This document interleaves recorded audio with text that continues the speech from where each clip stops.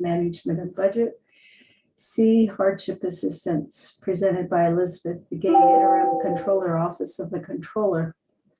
D, COVID-19 donations update presented by Harlan Cleveland, Director. Also, Lavina Willie, Emergency Management Department. 6 old business, none. 7 new business. A, legislation number 0161-21. And B, legislation number 0170-21. C, scheduling off reservation travel. D, scheduling a work session. 8, close of the session, written announcements, adjournment. The next regular meeting is September 21, 2021. Chair.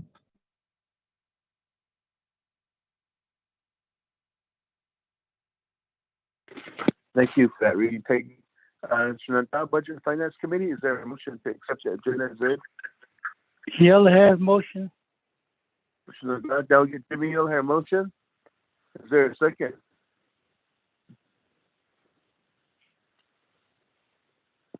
This is Delegate Brown. I'll second. Delegate Nathaniel Brown seconds. So we do have a motion and second for the proposed agenda. The floor is now open for any discussion, comments on the agenda. Budget and Finance Committee. Chair Henia, this is Delegate Crotty with amendment.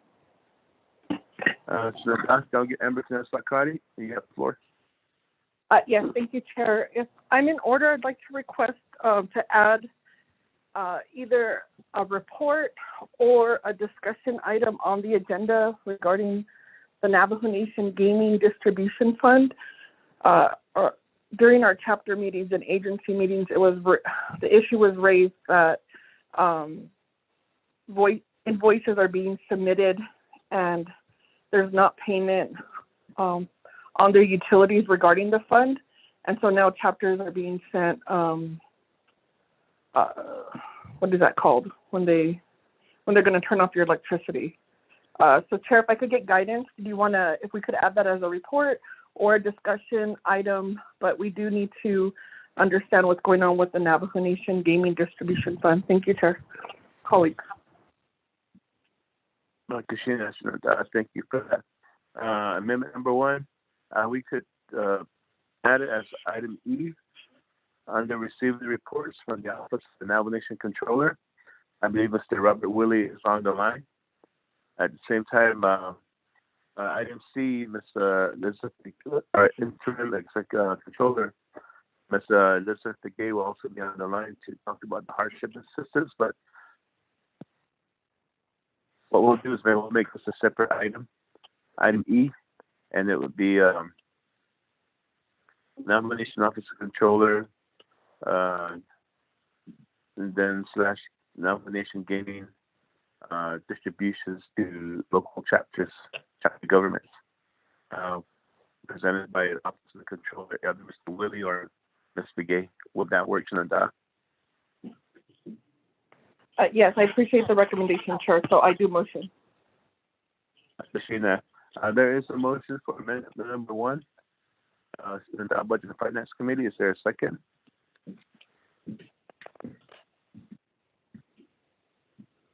Yellowhair will second. Delegate Jimmy Yellowhair second. So we do have a motion on the floor for amendment number 1 to add a report item. E, seconded by Delegate Jimmy Yellowhair. It'd be a report from the Office of the Controller regarding the Navajo Nation Gaming Enterprise distribution to local chapters. With that, Peggy. This is Peggy. Can I speak? Yes, I'm recognizing you. You recognize me? Did I hear the floor, Peggy? Oh, okay, thank you. With the amendment 1, can you also delete legislation number 0161-21 from the agenda for today? The sponsor is requesting to present that next week, Tuesday, the 21st. He's out of town. And then he was saying that the Auditor General's office is not available to present today. Pagkashin, thank you for that. Shanta, Member Sakari, motion at the request of Ms. Peggy Nakari to via Mr. Doug to delete 161-2 or 161-20. Yes, Chair, I'll modify for, to delete that legislation off the agenda. Thank you, Chair. Appreciate it. With that, turn that delegate to me over here. Michelle, you're holding the second.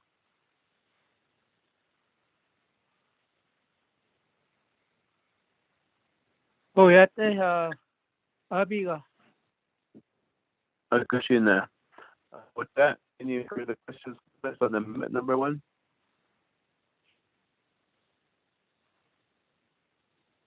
With that, we do have amendment number 1 before the committee. I'm not hearing any questions or comments. So, for the record, amendment number 1 is to add report 5E to the agenda.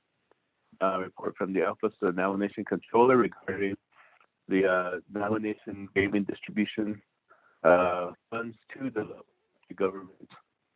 And then second part of item amendment number 1 is to delete new business legislation A 161-20. So that's amendment number 1. And Heather, Ms. Heather Springer, if you would lead us in a roll call vote to accept amendment number 1. Yes, I can, Chair.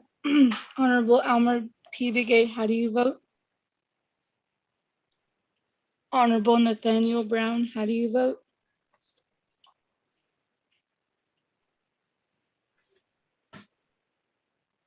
Honorable Amber, Delegate Brown votes green. Honorable Nathaniel Brown votes green. Honorable Amber Kanazba Karate, how do you vote? Shadeja, this is Delegate Amber Canis-Balcrotty, and I vote green. Thank you. Honorable Amber Kanazba Karate votes green. Honorable Raymond Smith Jr., how do you vote?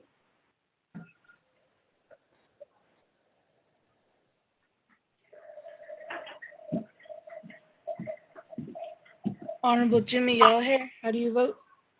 I vote green. Thank you. Honorable Jimmy Yellowhair votes green. Chair, you have 3 members in favor, 0 opposed, and chair not voting. We just for leading us in a roll call vote. We have a vote of 3 in favor, 0 opposed, chair not voting to accept amendment number 1. Is there any further discussion? We're back on the main motion.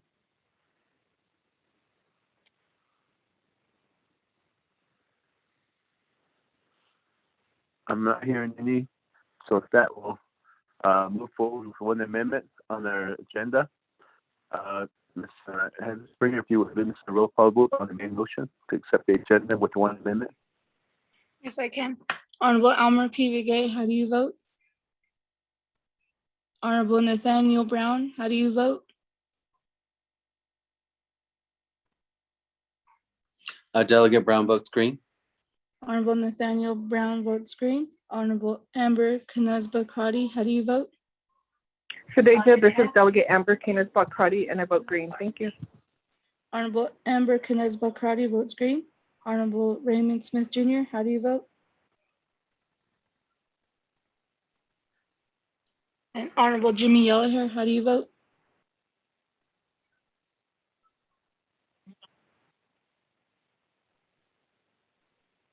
I vote green.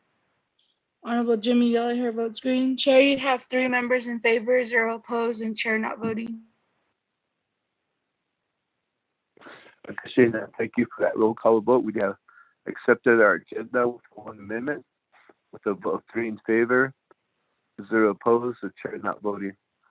So let's move forward on the agenda. Budget Finance Committee. We'll move towards item 4, review and adopt the journal. There's none.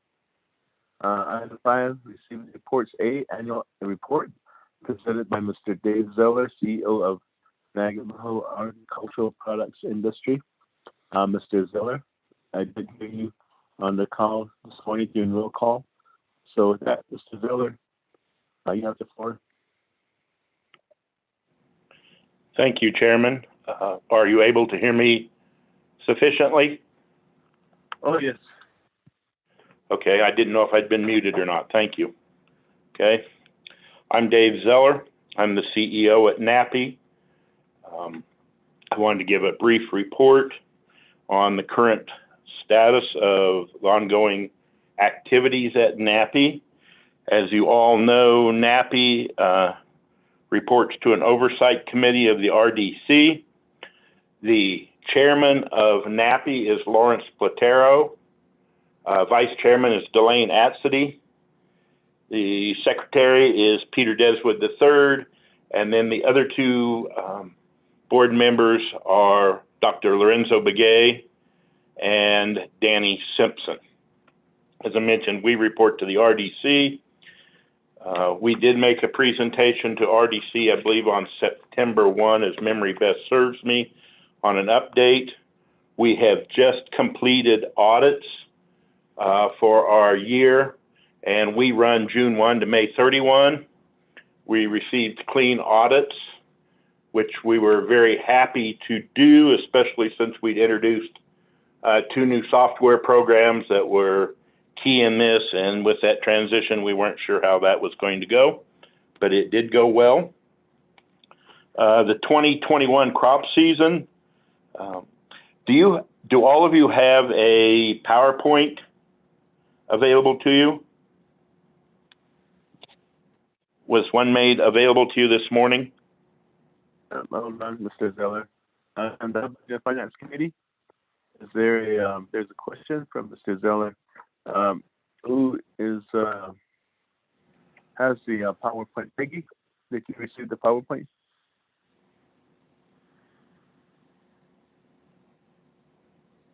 Yes, Chair Henio, the PowerPoint was sent out. I didn't write it down, but hold on a second. You should have it in your, okay. I sent it out. Let's see, NAPI this morning. 26. This morning at 8:26, I believe. Oh, I did receive my. 8:26. Check your email for today. Thank you, Peggy. Budget and Finance Or Committee. yesterday, Chair Henio, 9:55 yesterday. Okay, because so when I opened just now, I received at 8:26 this morning, and that's what Mr. Zeller. Yes, it is. So it's sent twice to the Budget and Finance Committee. Yesterday morning at 9:55, and then this morning at 8:26 a.m. So if you don't have it, please let us know. If not, then if you do have it, then we'll follow along. So, Mr. Zeller, I'm not hearing no comments from our committee, so they must have the report PowerPoint. So if you can continue on, Mr. Zeller. Thank you, Chair. I will try to reference the page numbers so that one can stay up with it. I will try to stay within a short period of time because I know you have a great deal of business to go on with. Farm operations, the 2021 crop season, we planted alfalfa, potatoes, pinto beans, yellow beans, wheat, corn, chilies, organic melons, organic squash, and native white, blue, and yellow corn. We have value-added products of flour, cedar ash, sumac, blue corn meal, blue corn pancakes, bagged and packaged beans, potatoes, squash, green chilies. We planted roughly 65,895.4 acres that are in production going into this year. On slide 3, it will indicate that we're finishing our third cutting of alfalfa. We have approximately 19,349 acres in alfalfa. Contracts are in place where the hay is either being shipped to dairies or we have an inventory in our Region 2 yard for our tribal members. The hay grazer has begun cutting in August. We have 1,800 acres of that. We have started cutting, rotting the pinto beans and the yellow beans. We've got more than 505 acres of that rotted. There are 1,377 acres of the pinto beans in place. We started the organic watermelon harvest on August 25th. That is available here at our store, also at local stores, and in our national orders that are being done. We, as I will mention later on, are having a difficulty with the watermelon harvest simply from lack of pickers available. That is of concern to us because each load of watermelons is valued at about $20,000. You know, it generates about $9,800 an acre. So, you know, we're very concerned about that, but we're doing the best we can. The organic squash have all been harvested. We were hoping to begin corn harvest yesterday. The moisture is still a little higher than we want, so that's being delayed until the 20th. And then they are picking some of the native white corn for steamed corn production there.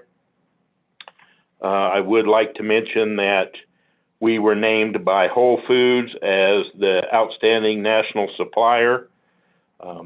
We distribute product in more than 40 states and Mexico, so we do have quite a reach of product distribution. If we go to slide 4, I did point out some problems and issues that we're having to deal with. One of which, again, is that labor shortage. We're moving people around as we best can. We start early. It's still dark at 6 a.m. when we're beginning harvest on a lot of these, and it runs into the night hours on some of them. Mentions at squash harvest, we had a labor shortage. We're still trying to recruit laborers for our potato harvest upcoming. We are on Facebook, we're in newspapers, we're on the radio, in trying to recruit laborers, but that is a difficulty. We have a shortage also of electricians, welders, CDL drivers. So it's not just pickers or laborers, but it is people with skills as well. We have a concern in some of our grain storage that was supposed to have repairs done, and that vendor just passed from cancer, and so we're scrambling to try to get that completed before we run into a problem with corn harvest in particular. We're also seeing the effects of price increases across the board, regardless of whether it's seed or fertilizer. Fertilizer is particularly troubling. For instance, we had one product that we used that last year we paid $450 a ton, and this fall it will cost us $890 a ton. So it has essentially doubled. We also, of course, know that labor costs have went up, fuel costs have went up, so, you know, we're fighting back through that as well. The drought, we did have a little bit of a problem with our new stand alfalfa, but we're seeing about how we can deal with that. If you go to slide 5, it mentions the Navajo Reservoir. At current status in the month of September, it's at 6,030 feet, which is sufficient water. We will actually be turning the water off in 30 days to the farm so they can begin the prospect of repairing canals, siphons, etc., which they will do through the winter months, and then it will get turned on again probably late February, I would speculate. Again, that level's at 6,030 feet. 5,990 is the magic number for us to begin to worry. On that slide, it does show projections, most probable, least probable, and most likely that are on that slide, so you can see it. We should still be in good shape for next year. And then, of course, if there is sufficient snows, things will be much better.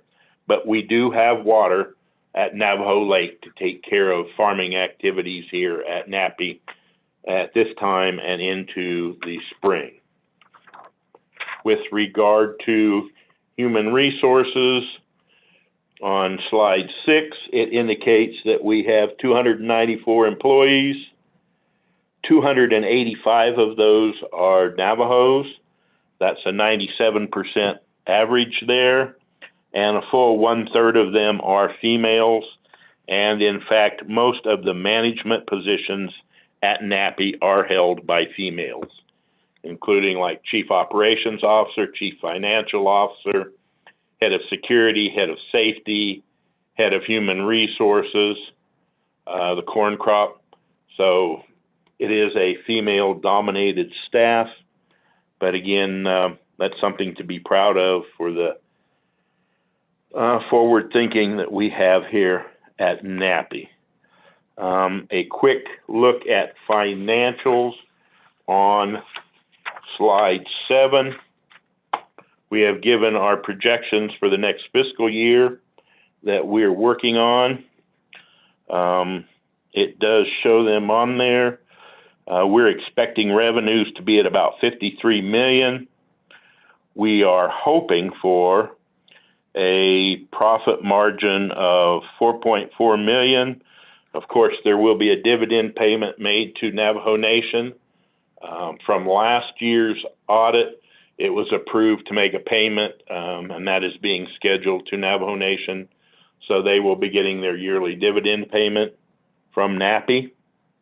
I would remind everybody that we are dealing with aging infrastructure and facilities. Many of these facilities were built in the 70s, and of course that means there are problems there, which requires extra money, which leads us to, in terms of the money, we do a very good job of monitoring our receivables, not letting them get out of hand. In fact, we only have 2 receivables that are past 90 days. One of those is to the tribal ranches. That's at 227 days, and one of them is to Navajo Tech University. That's 110 days. Otherwise, everybody is within 90 days of purchase of paying, so we feel pretty good there. Those amounts for the tribal ranches is 21,000. For NTU is 2,200. So we're keeping our eye on keeping our money coming in here and keeping it watched after. But that does lead to, as we have discussed with our Oversight Committee, RDC, concerns about a proposed legislation 0111-21, which proposes to place a sales tax on organizations like Nappy at a rate of up to 10%. If you would review that slide, it would show that we have projected gross revenues of 53 million. If our net income is 4.4 million, we would not even be able to consider paying that sales tax without going into the red, as well as eliminating dividend payments and profit share, if at all possible, to the employees. It is a concern. It has been brought up to members of the NIP subcommittee, as well as the RDC, that the Nappy board has passed a unanimous resolution urging council members not to vote in favor of 0111-21, but seeking for Nappy to have an exemption so that we may remain profitable, remain providing employment for 300 people, providing products for tribal members like food and forage, and of course, guarding the water that is owned by the Navajo Nation that's at Navajo Lake. So again, I wanted to bring that particular comment to the Budget and Finance Committee's oversight so that they're aware of the stance of the NAPI board and that it has been brought up to RDC and to the NIP subcommittee to be dealt with as that legislation is addressed. I think I've went through things pretty quickly, but I wanted to give everyone a chance to ask any questions if they so desired, and not to hold your meeting up with the other important items you have on your docket. Thank you, Chairman.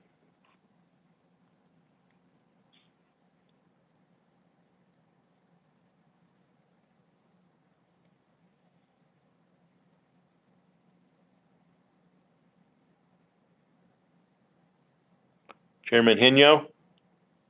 Yes, Mr. Zeller, are you done? Okay. Yes, that concludes my report. If you have any questions for me. Okay, thank you, Mr. Zeller. Thank you for that report.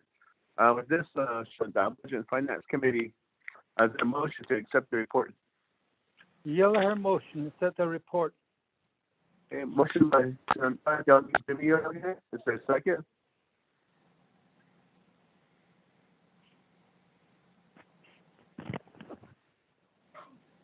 Is there a second to accept the report from Mr. Dave Zeller? Going once?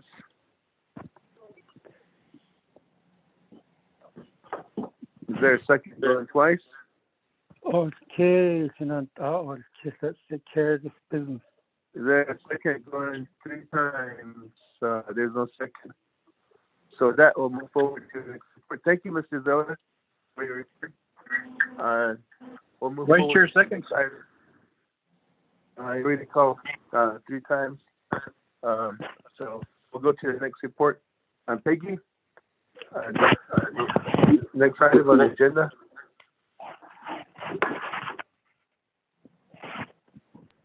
Chair Henio, the next item on the agenda is from OMB, the FY22 budget update.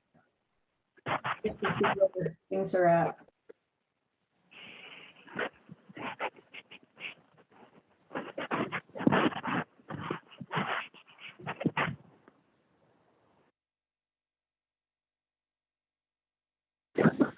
Who's our presenter this morning? Peggy? Dominic Bial, is he on the call? Mr. Bill? Are you on the call, from Office of Management and Budget?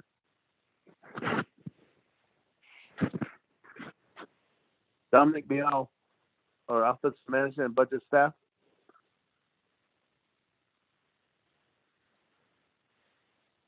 Mr. Dominic Bial, please call.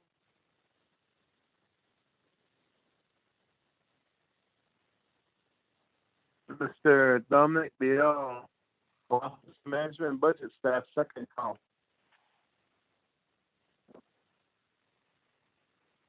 Mr. Dominic Bial, Office of Management and Budget, third and final call. Let's move forward on our agenda. 6 item C on the report. Ms. Elizabeth again, our acting Navigation Controller. Are you on the call this morning?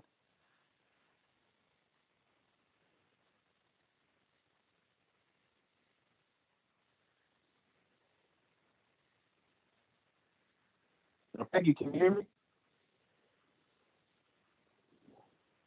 Yes, I can hear you, just barely though. Okay. Mr. Robert Willie, are you still on the call with us?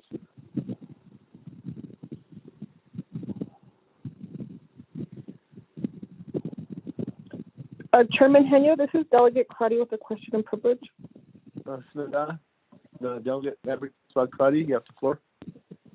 Yes, thank you, Chairman Henyo. My call dropped and I just got on. With the NAPI report, were there any questions, or did we vote as a committee on that report? On the NAPI report, there's a motion by Delegate Jimmy here, and was the second. I called the second 3 times and nobody responded, so therefore we move forward. Okay, I'm sorry, Chair. Because of technical difficulties, I did want to second that report. I'm not sure if you can honor that second since we haven't been able to move to the next item. Thank you, Chair. I apologize, but my call dropped and it took me a while to get back on. Okay, I get a second, but I was a little too late from Vice Chair Smith. And therefore, we already called the next item on the agenda, which was office management budget. But let's look towards the reports here. And so the budget and finance committee, I have a question here for the commission. Were there questions for Mr. Zeller?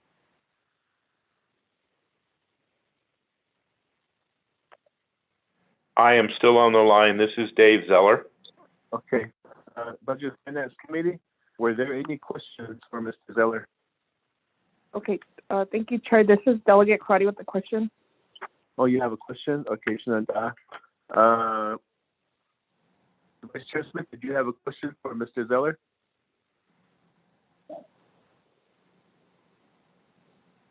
What's your hand you? No, I don't. Thank you. Okay. Kushina, what we'll do is, in light of being fair to the committee and Mr. Zeller, because he took time out from his day to give a report. Vice Chair Smith, I'll recognize your second since there was a question. Vice Chair Smith for Mr. Second by Delegate Jimmy Yellowhair. Second by Vice Chair Smith to accept the report. And with that, Peggy, do you have that reported?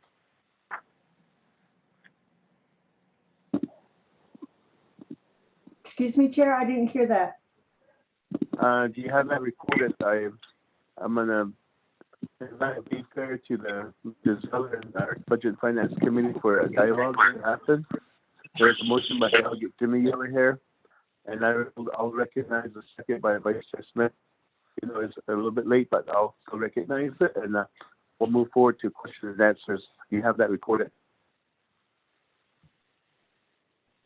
Yeah, I do. Okay, Vigo Hane. With that, back to item A on the report. Mr. Zeller is still on the line with us. So with that, we have a motion in a second. I have the floor for your question. Yes, thank you, Chair. I appreciate that and recognizing some of the technical challenges. Thank you, Mr. Zeller and committee members. So on page 4 of 8, regarding your problems, I would need to know what are some of the solutions when it comes to labor shortage. So for Navajo Nation, we're chronically providing information that we have a high number of unemployment here on the nation. We do have a workforce development program. Can you give us some insight in terms of how is the enterprise working with local workforce development on the labor shortage? I do see, you know, the announcements for hiring, but I think there needs to be more of a systemic approach. And we do have, since we have that high number, I understand there might be some challenges because of labor is a seasonal job, and I'm not sure. I have toured the pumpkin patch compound where they house their laborers, but does NAPI provide similar type of housing needs? And we do know that there's a shortage of CDL drivers. I don't know, is that in our area, is that because of salary or just the national demand to the COVID response? So looking for parts, I don't know anything about that.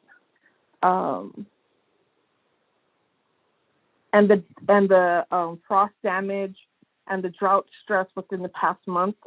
If you could just give me insight if NAPI has some type of drought insurance or other, so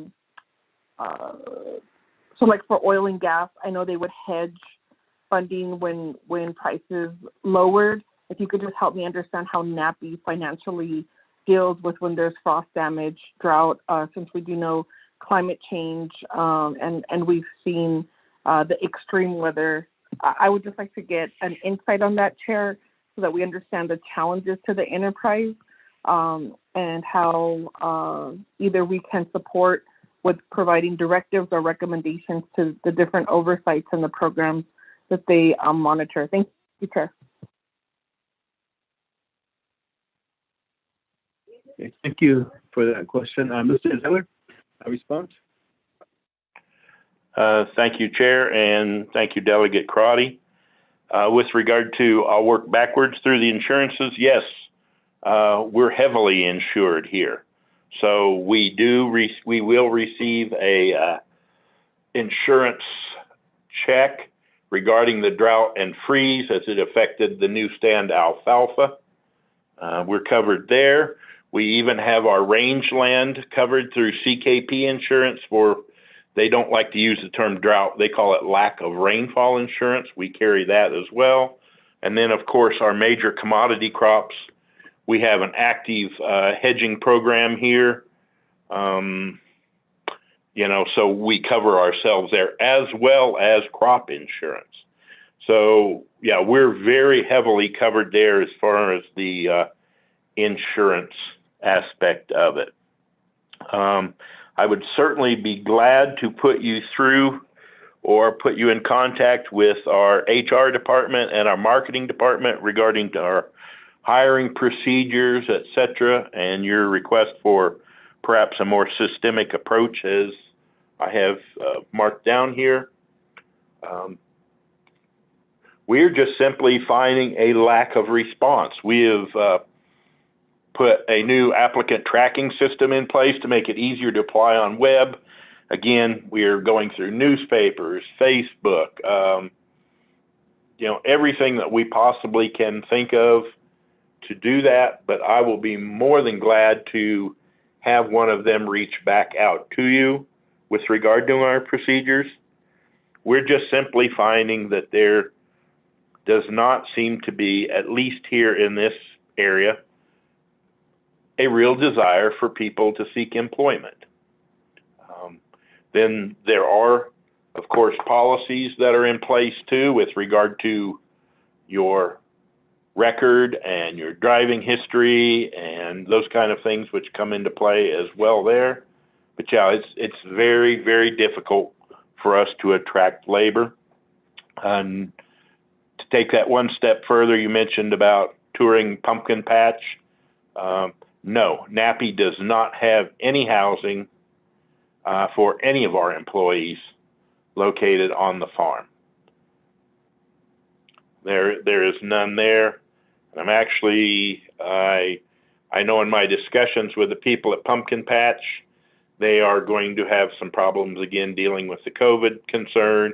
I know they had a lot last year. They, I think, did their best to deal with it, but there's certainly a lot of problems that are involved when you start bringing massive amounts of people together, you know, especially when they're breathing on each other, being in that close of confines. As far as CDL drivers, yes, again, I don't understand that particular thing. We've had discussions with the schools,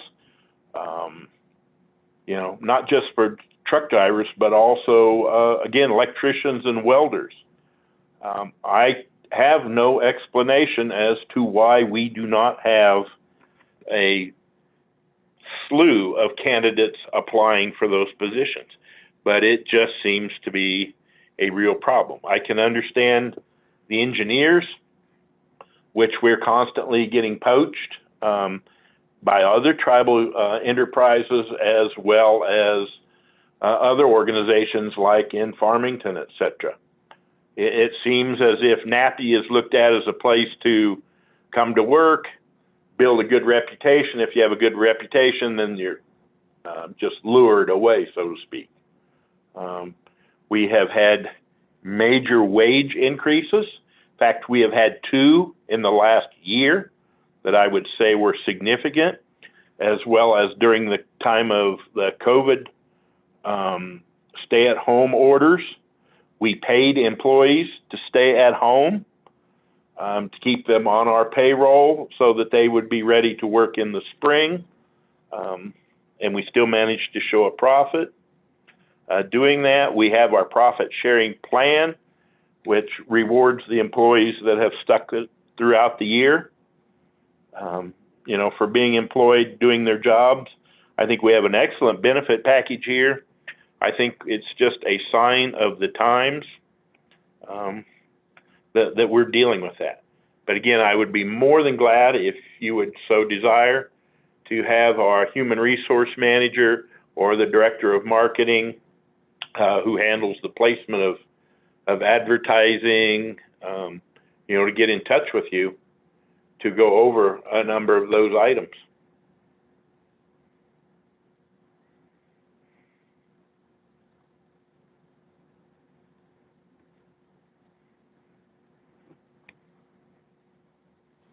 Is that your response, Mr. Zeller?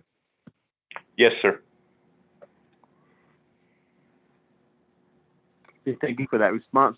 Back to Senador Budget Finance Committee. Any follow-up questions? Senador Delegate Member to the Brody.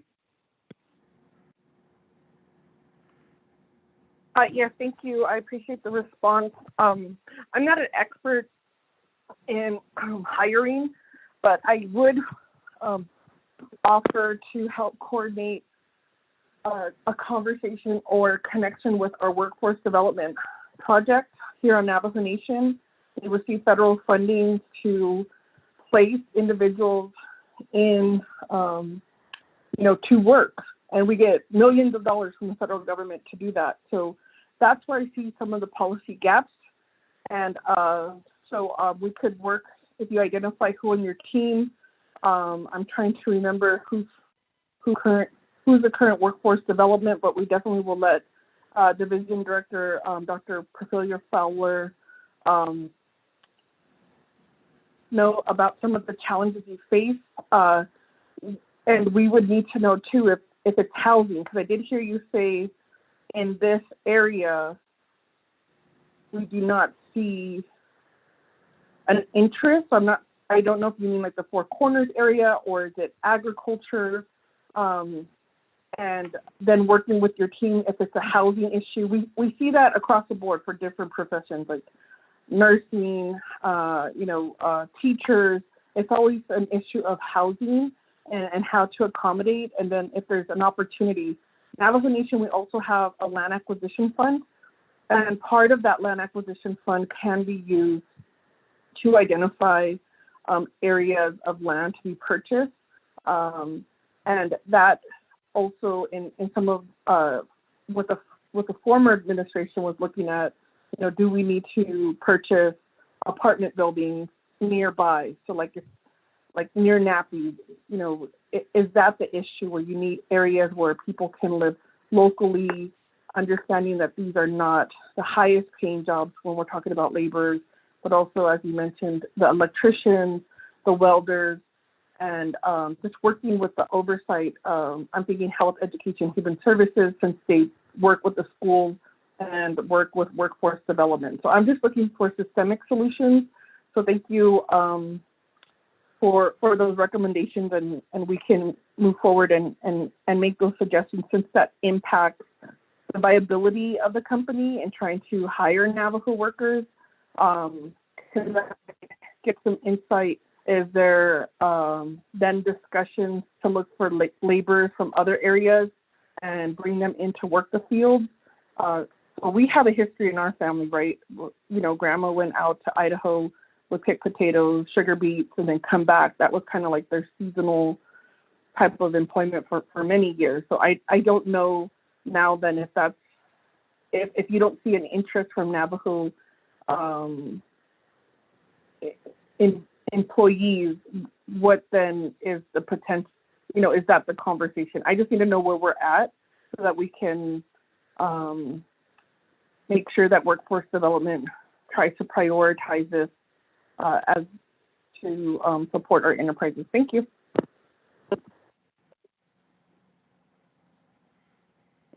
Thank you, Alan, for that question.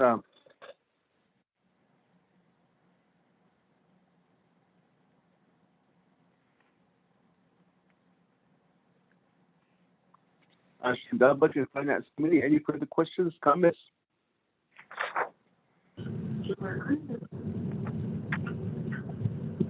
Not that better. This is Delegate Yellowhair. Commissioner Delegate Yellowhair, you have the floor. Okay, Mr. Zeller, good morning. I really like your audit report. There's no findings.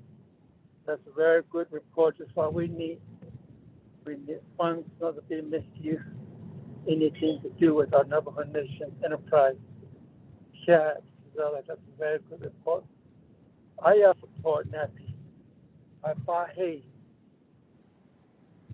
I have all the time, almost twice, 2 times a month I buy hay from NAPI. Just for your information for other people that listening. Your mixed grass, alfalfa grass is very kind of clean. I haven't purchased any 100% alfalfa yet. Sometimes it always has a lot of dirt there, but I buy one if I'm buying mixed grass, so it's pretty good hay. And I only have one concern. I know you close right at 4:30. I was coming from Black Mesa all the way across, but I was a minute and a half late. I was there at 4:32, or they wouldn't let me in. And I asked for it, please, but they never let me in. So that's the only thing I got disappointed there.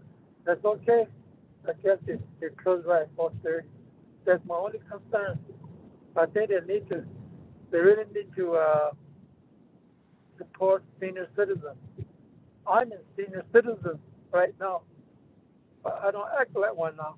I feel like I have a lot of energy. I still load up three wire hay, and I think they need to think about that one.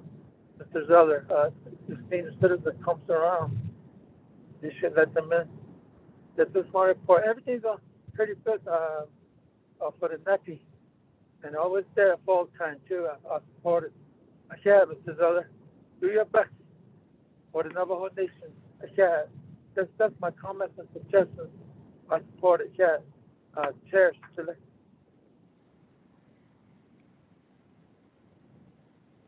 Yeah, no, Mr. Zeller, I'll defer back to you for response. Thank you, Chair, and thank you, Delegate Yellowhair, for your comments.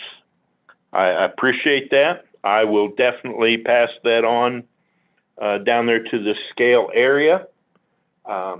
Certainly, as you're well aware, the concern about the dirt, we all have that concern. That's, basically a problem created by our prairie dogs that we're constantly fighting at this point. I know that in earlier discussions, we've discussed that as well. We're fighting that as hard as we can. It's an ongoing battle and a difficult one. And then, as you're well aware, probably, it comes down to, those employees put in a lot of hours. And yeah, they're actually open to 5, but they closed down the hay loading aspect of it at 4:30 so that they can continue to get all the paperwork caught up and have that done in a timely and orderly fashion as well. It would be my hope, and I will say something to the staff there, that people that are close on that deadline, that, perhaps that could be forgiven, but you can also see how that might be a problem if we say 4:30 and then we suddenly have lots of trucks show up that would have had the opportunity earlier to load out, but didn't do so. But I do appreciate your comments, and they will be forwarded on to the Region 2 scale area as well. Thank you.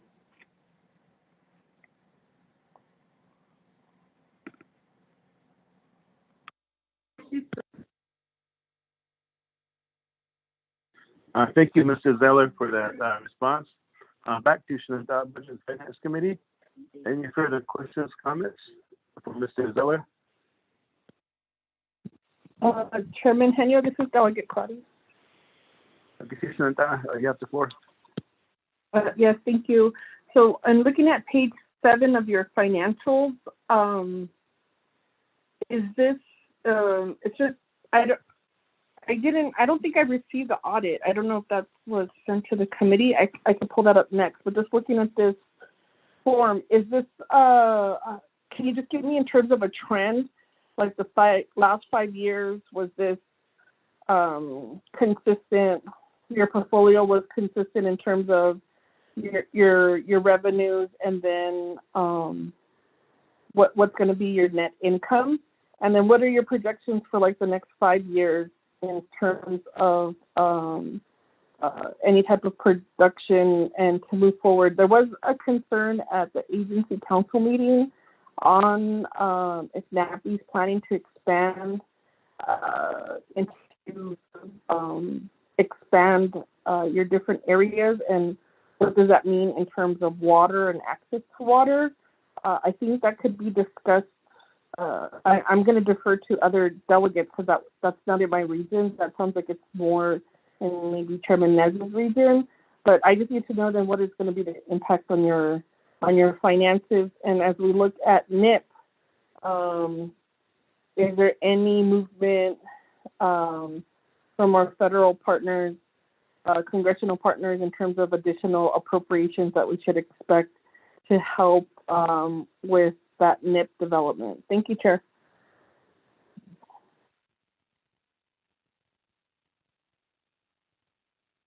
Thank you for that question. So now, Budget and Finance Committee, any further questions, comments?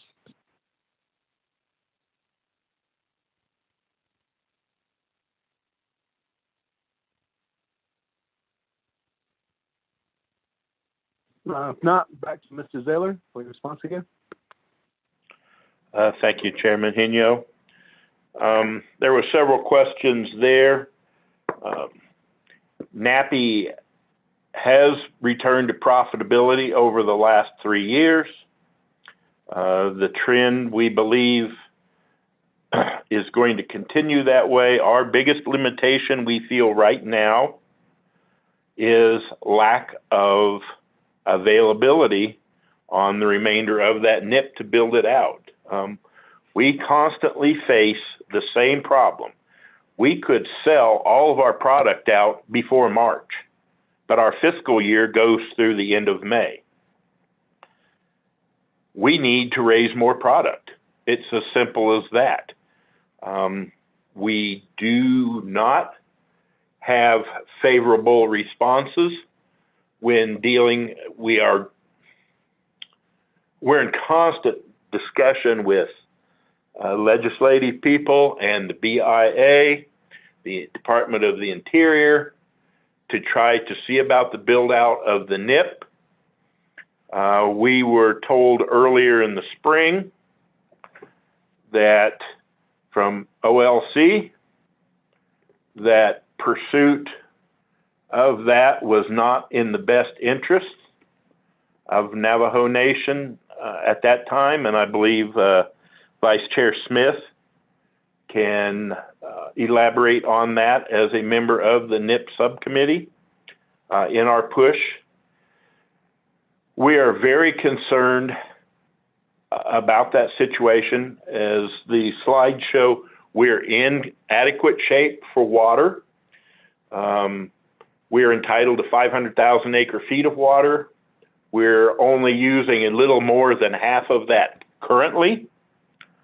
However, if the NIP should be built out complete on 9, 10, and 11, we would be able to use all that water. We're concerned about, quite frankly, the federal government saying you're not using all of your water, so we're going to reallocate it to junior users instead of the senior use that we have. We are trying. We want the NIP to be built out. We want to use that water. We want to make more product for Navajo Nation and tribe. We want to make more money so that more money goes back to Navajo Nation coffers. We are limited by what we can actually produce here. And that's because of amount of irrigable, currently irrigable space. We think Although, you know, budgets are best projections of what will happen. We think we will continue to increase in profitability. But again, that depends on a lot of other things. Part of it's the political environment that sits out there. Part of it's the physical environment that sits out there. You know, we know there's a demand for food and forage, and we're doing our best to optimize the production of those.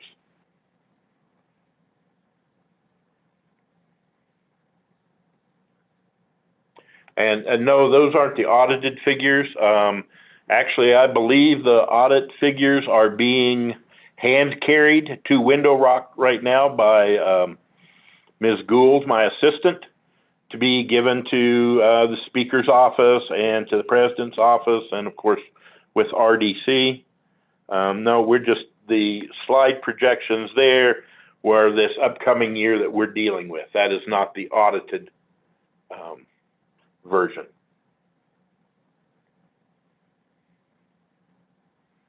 Did I leave something out in the questions that you put forth to me, ma'am?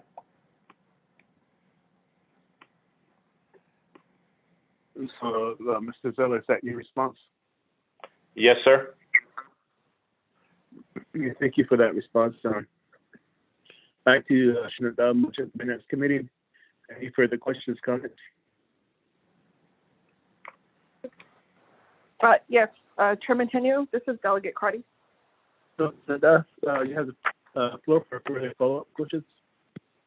Yes, thank you, Chair. So I would have to request for Office of the Speaker to coordinate a call to update delegates on from the NIP subcommittee. If it's a Navajo subcommittee, maybe they could present a report, or if we could get updated regarding how we're going to move forward in supporting the NIP project. The second question is, I received a letter from the NAPI board regarding the increase on the proposed increase on taxes. That's been discussed with other Navajo business owners. And I think there was a conversation with the president's office. In looking at your financials, it's not clear, or I don't see how this would impact the enterprise. I think there was a request for waiver language. If I could get some insight into that, that would be helpful. Thank you, Chair, committee members.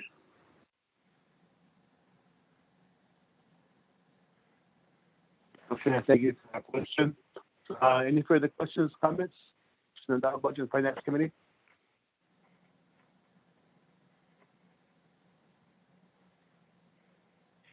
If not, I'll defer back to Mr. Zeller. You have the floor. Thank you, Chair.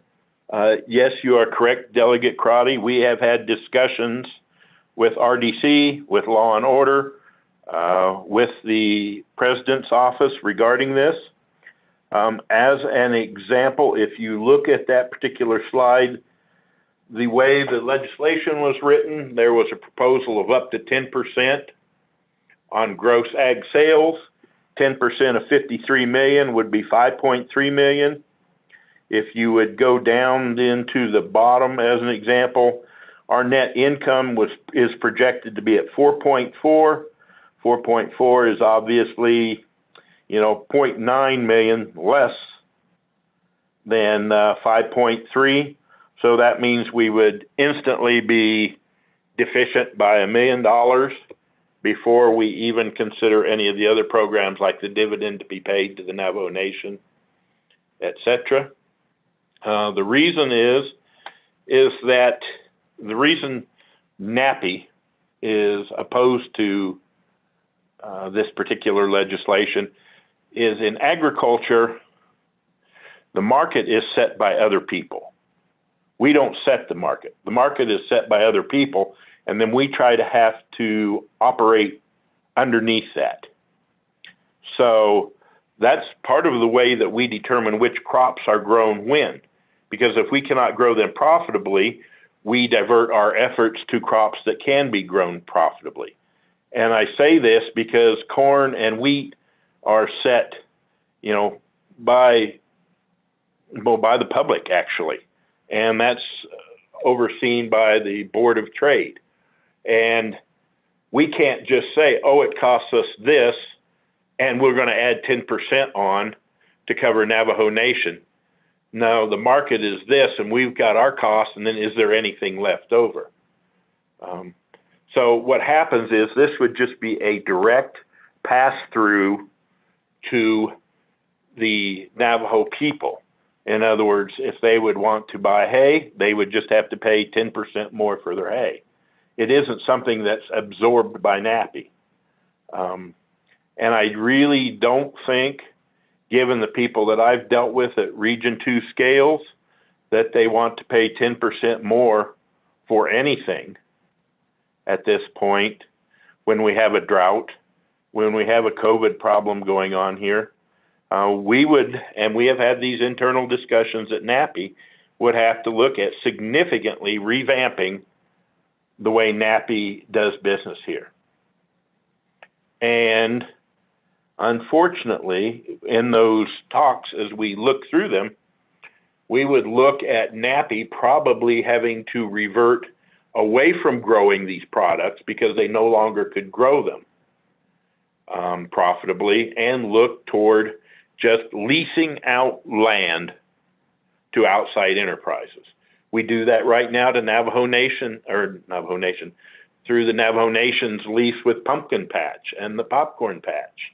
And actually those end up losing money for NAPI because those lease rates don't even cover the cost of getting water to them right now. But that's the lease that was agreed to. So if we were to revamp the way NAPI would do business, we would probably see a reduction of about 200 people in workforce because of we would no longer employ people to do all this crop production. It would be done by outside entities.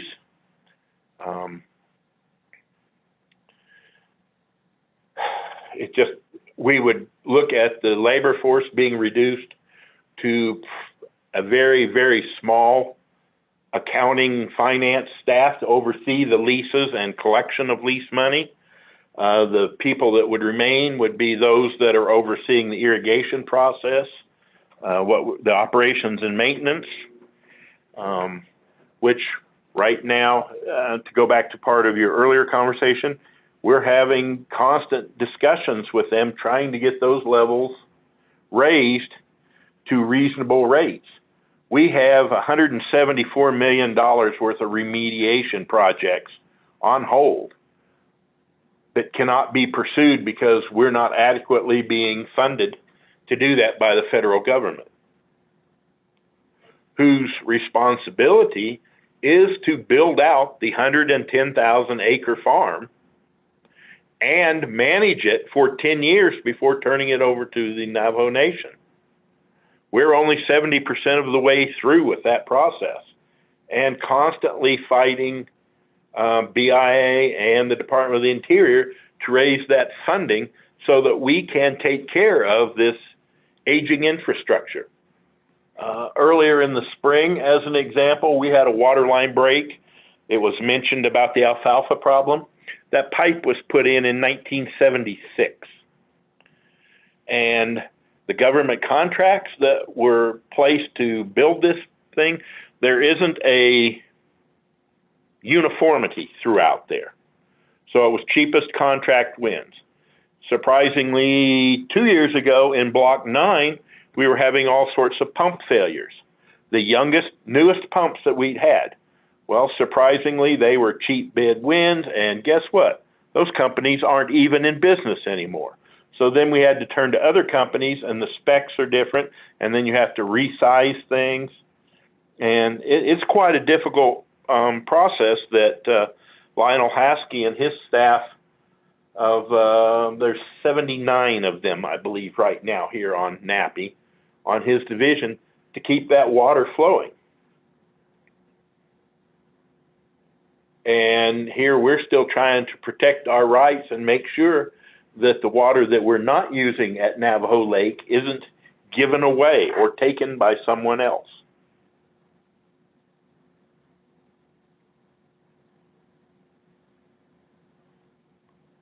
So long story short, yes, we want to build out the NIP.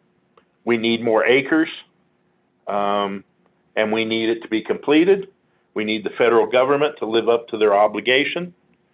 That was a Democratic regime of Kennedy's that put the agreement in place. We expect the Biden regime to do the same thing. And we've had lots of chats with Newland. You know, we have also dealt with Teresa Ledger Fernandez, Senator Lujan, Harrell. We're dealing with all those people on weekly basis, trying to get this project built out. Guard your water, the water that is owned by the Navajo Nation. Thank you. Thank you, Mr. Zeller, for your response to the questions. I put it back to the Budget and Finance Committee. Any further questions, comments?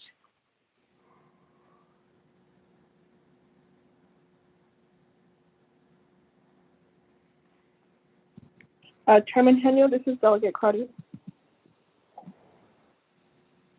Thank you, Staff. You have the floor. Yes, thank you, Chairman. If I did request, I'm not sure if the Speaker's Office staff is on the line. I know they monitor. If we could get an indication that we could get a follow-up. So there's a few areas here where we need to discuss the water rights issue, the NIP build out, and also in this area of the Navajo Nation, there's a transition as power plants are planning to close down and a whole transition in our economy. And so I think the nation has to, with our Department of Economic Development, I know they're onboarding an economist, but if NAPI is the largest employer for San Juan County, I don't know if the council wants to look at this as just a regional issue, but since funding is distributed into as a dividend, I would think that the council and the Office of the President, Vice President would address and meet on this issue and provide either leadership guidance on how we move forward. I have not seen the legal recommendation from, I think it was OLC. And so I just need to either be briefed or I need some guidance in terms of who can give me that information as we move forward. Thank you, Chair.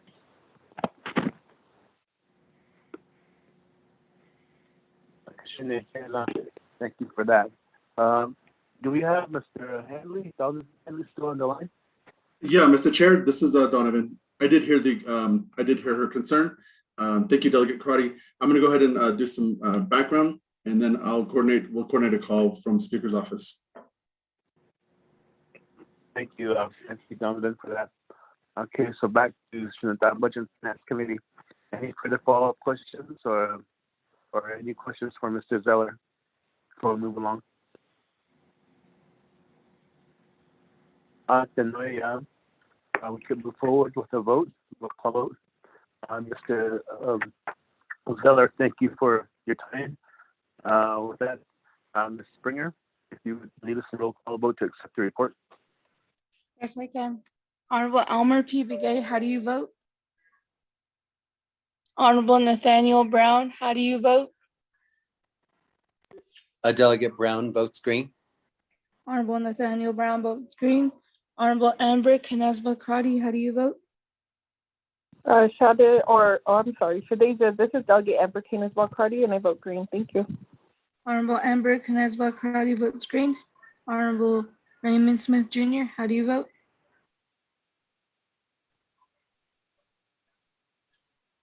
And Honorable Jimmy Yellowhair, how do you vote? I vote green. Thank you. Honorable Jimmy Yellowhair votes green. Chair, you have 3 members in favor, 0 opposed, and chair not voting.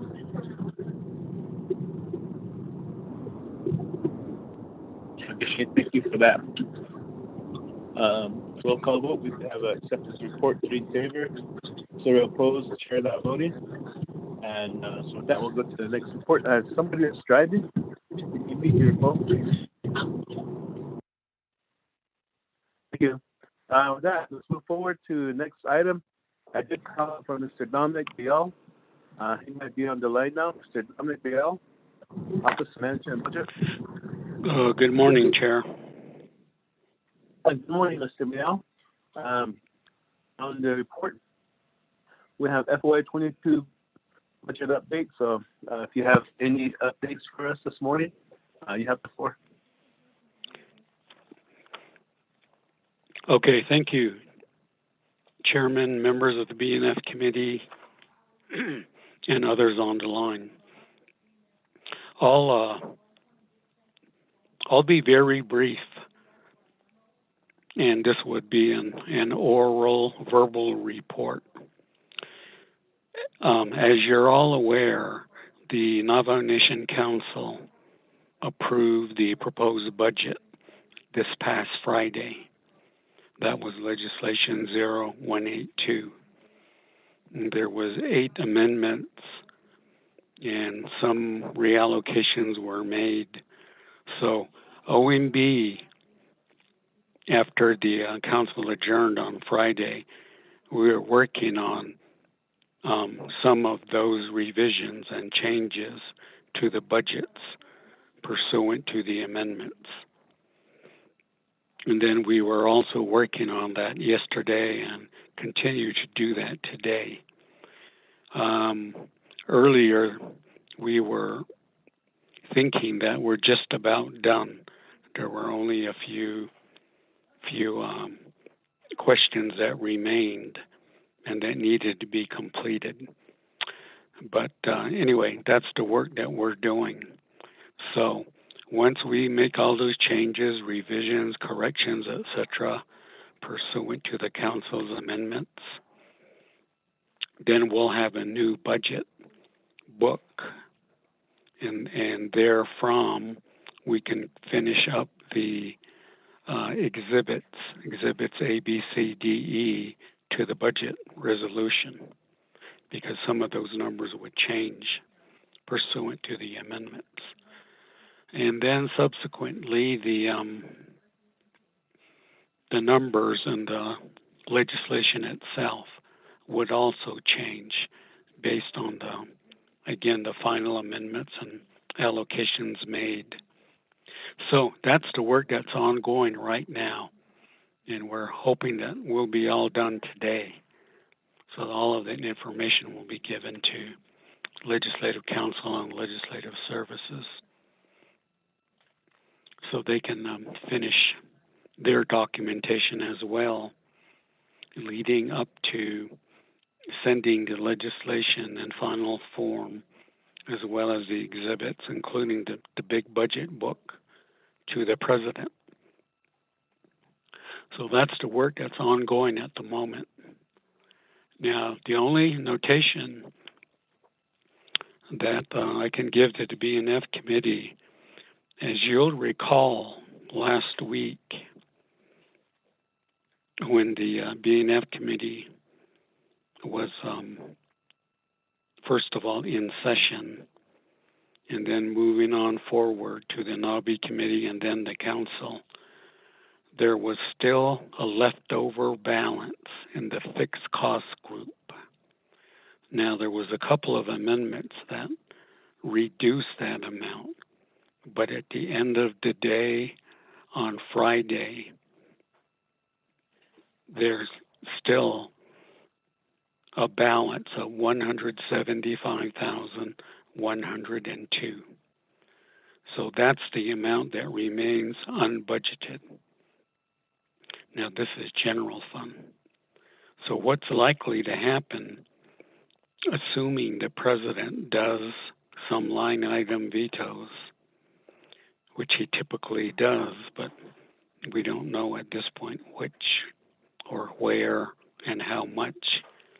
But this balance would be included with the general fund unallocated, unbudgeted amount. So, Mr. Chair, committee members, as I said, I'll be very brief. The committee, of course, finished a session on Friday as members of the council, so you're aware of a lot of this activity. Mr. Chair, that's the overview summary at this point. Thank you. Thank you, Mr. BL, for that report. So that Budget and Finance Committee, is there a motion to accept the report? Motion by Yellow here, accept the report. Mr. Chairman. Motion by Delegate Jimmy Yellow here to accept the report. Is there a second? Vice Chair Smith. Second. Motion by second by Vice Chair Smith. Of that, we do have a motion and second. Are there questions, comments from Mr. BL? Chairman Henio, this is Delegate Crotty with the question. You have the floor. Yes, thank you, Mr. Bial. I appreciate the update. Can you provide any historical context? Has there ever, when is the last year that the Navajo Nation Council passed a budget with not appropriating all of the dollars? I'm trying to gather that information, and I'd appreciate any type of insight if that has ever been done in the past, and if you could identify what fiscal year that was. Thank you.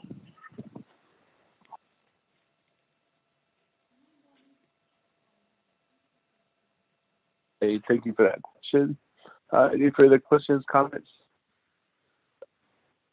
Budget and Finance Committee.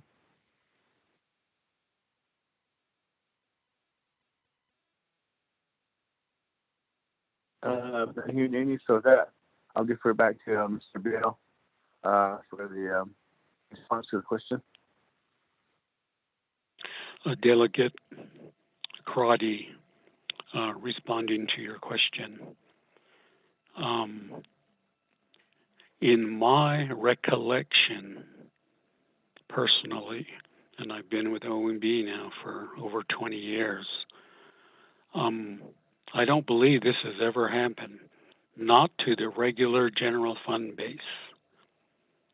So this is the first time that I can remember that this has occurred. Now I can talk to some of the staff and various others to see if they recall any situations like this in the past. Mr. Chair, that's my response. Thank you, Mr. Bial, for your response. With that, back to the Budget and Finance Committee members. Are there any further questions, comments?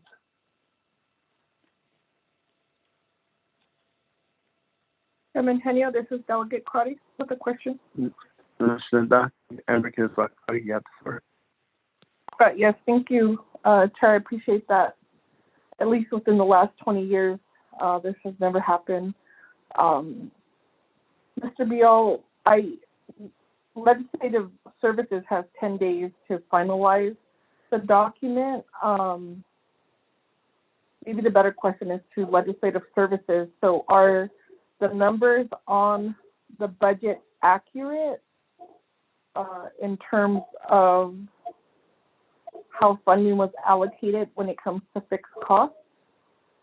I'm looking over the last amendment I made, but I don't see language in there to modify the total amount.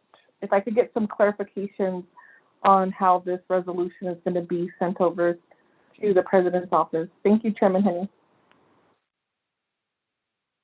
I appreciate it, is that for Utah Commission and also the economic development?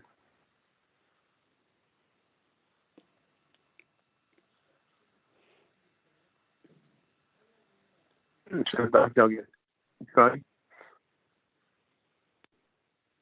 Chairman Henny, oh, okay, I didn't hear you. Thank you. Go ahead. Is that regarding the Commission? Yeah, Chairman, thank you, Chairman Henio. To clarify, so Mr. Bial said there's over 175,000 unbudgeted. I just need to know what the resolution would look like when going over to the president's office. If the council did not allocate from the base of the general fund. Thank you, Chair. Thank you for clarifying that. Mr. Beal, you have the floor. Mr. Chair, committee members, speaking again to the question posed by Delegate Karate. The Exhibit E to the budget resolution, as I said, we're working on all of these numbers now, and we believe we're finished with Exhibit E, which is the fixed cost budget summary. And that would reflect the actual appropriations, allocations made all along the way at BNF, NABI, and then Council. So those final numbers will be shown. And the new ones we're showing is for office rental cost for the Tax Commission, Navajo Human Relations Commission, Navajo Utah Commission, and then Division of Economic Development. So those reflect some of the amendments that were made along the way, particularly at the council. So the grand total is $17,800,000 plus.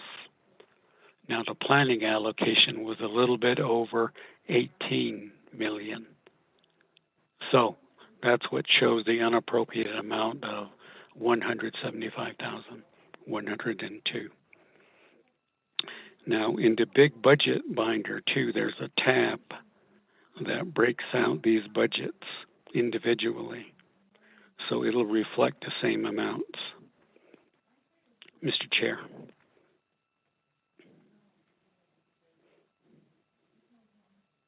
Okay, thank you, Mr. Beal, for that response to the question.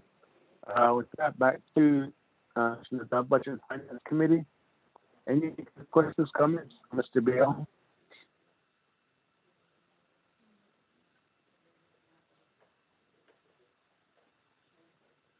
Chair Hanier, this is Vice Chair Smith. Vice Chair Smith, you have the floor. Thank you, Budget and Finance Committee members, and good morning. Also OMB, those that are listening on board. Are we saying that we don't have a balanced budget? Is that what's being said? And there's funds still floating around? Is that what I'm hearing? Or Haleta Aishna? Dojo Kedishki Tadida. Shishani Quata Dainishada. Aswashteliado and later da Nastos President Ako a not din his car. A without be his ani baka. Ako Bishmasan. Yindi Cheto at Aswashteliado. Without dated President Bados Sostadolia. I just was hitched. Ako Halita, Shinanda, Asianite, the cat. I guess I cannot Vice Chair Smith, Shinanda, for that question. Mr. Beal. Mr. Chair, committee members, replying to Delegate Smith.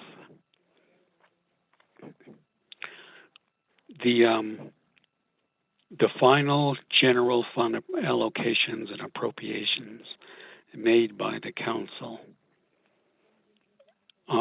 do not equal the general fund revenue projection. However, it's on the positive side, meaning it's under.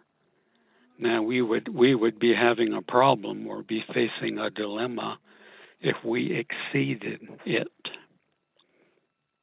So it depends upon, I guess it depends on your point of view that I remember during some of the Budget and Finance Committee deliberations, on some of these budgets that you were reviewing, you were thinking of reducing them due to a number of factors, and therefore saving the Navajo people's money. That's the way it was being mentioned. So you could apply that same logic here.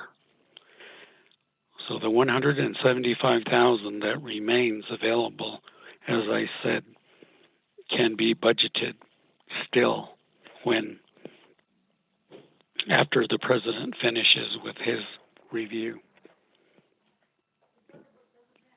Mr. Chair. Kashin cannot, Mr. Biel, for that response. And back to the committee, but I mean, the Finance Committee, just a real quick question to Mr. Biel. So the 175, would that go back into the UEFP then?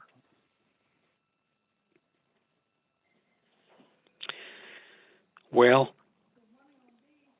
my understanding is this, that the 175,000 balance would be included in the unbudgeted, unallocated fund resulting from any presidential line item vetoes.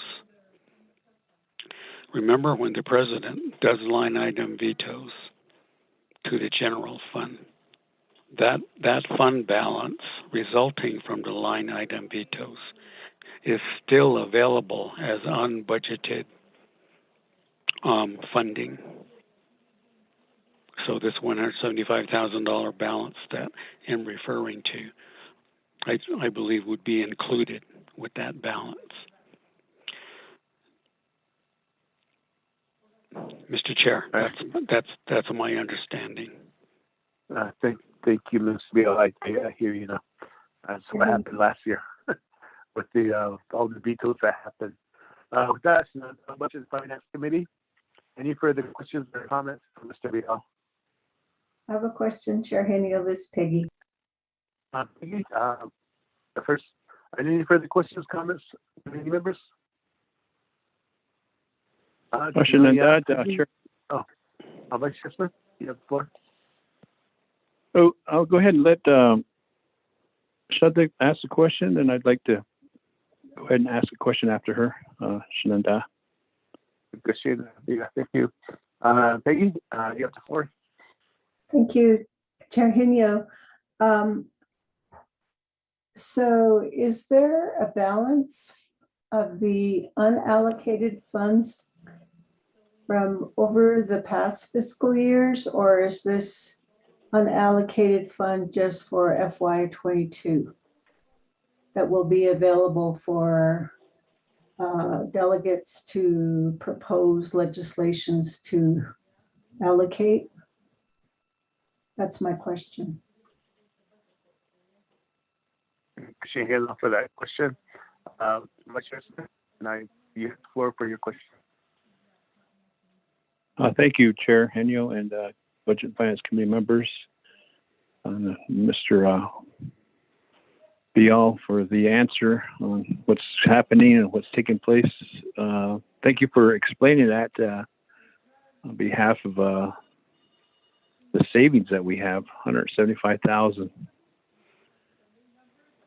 So I guess the question would be, once all the line item vetoes are identified, that would be added to the 175,000, and then we go into another legislation to request for that to be utilized. That's how I kind of envision this on the general fund. So I'm glad to hear that we didn't go over and pass the budget as is. We went under, and we have $175,000 savings. My other question is fixed costs.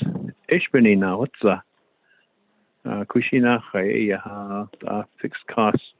What Lord? And this year, I see being dasi not that's all, yeah. ICB Tacito, Nachayaha, fixed cost aid, to what the Albachado, Nita, Benina, Behizani, Abakao, Ada Zibanina, $175,000. That's it. Ash with that. Ashanada, Ashanidiki, thank you. Commissioner Smith, for your questions. Mr. Biel, response to two questions.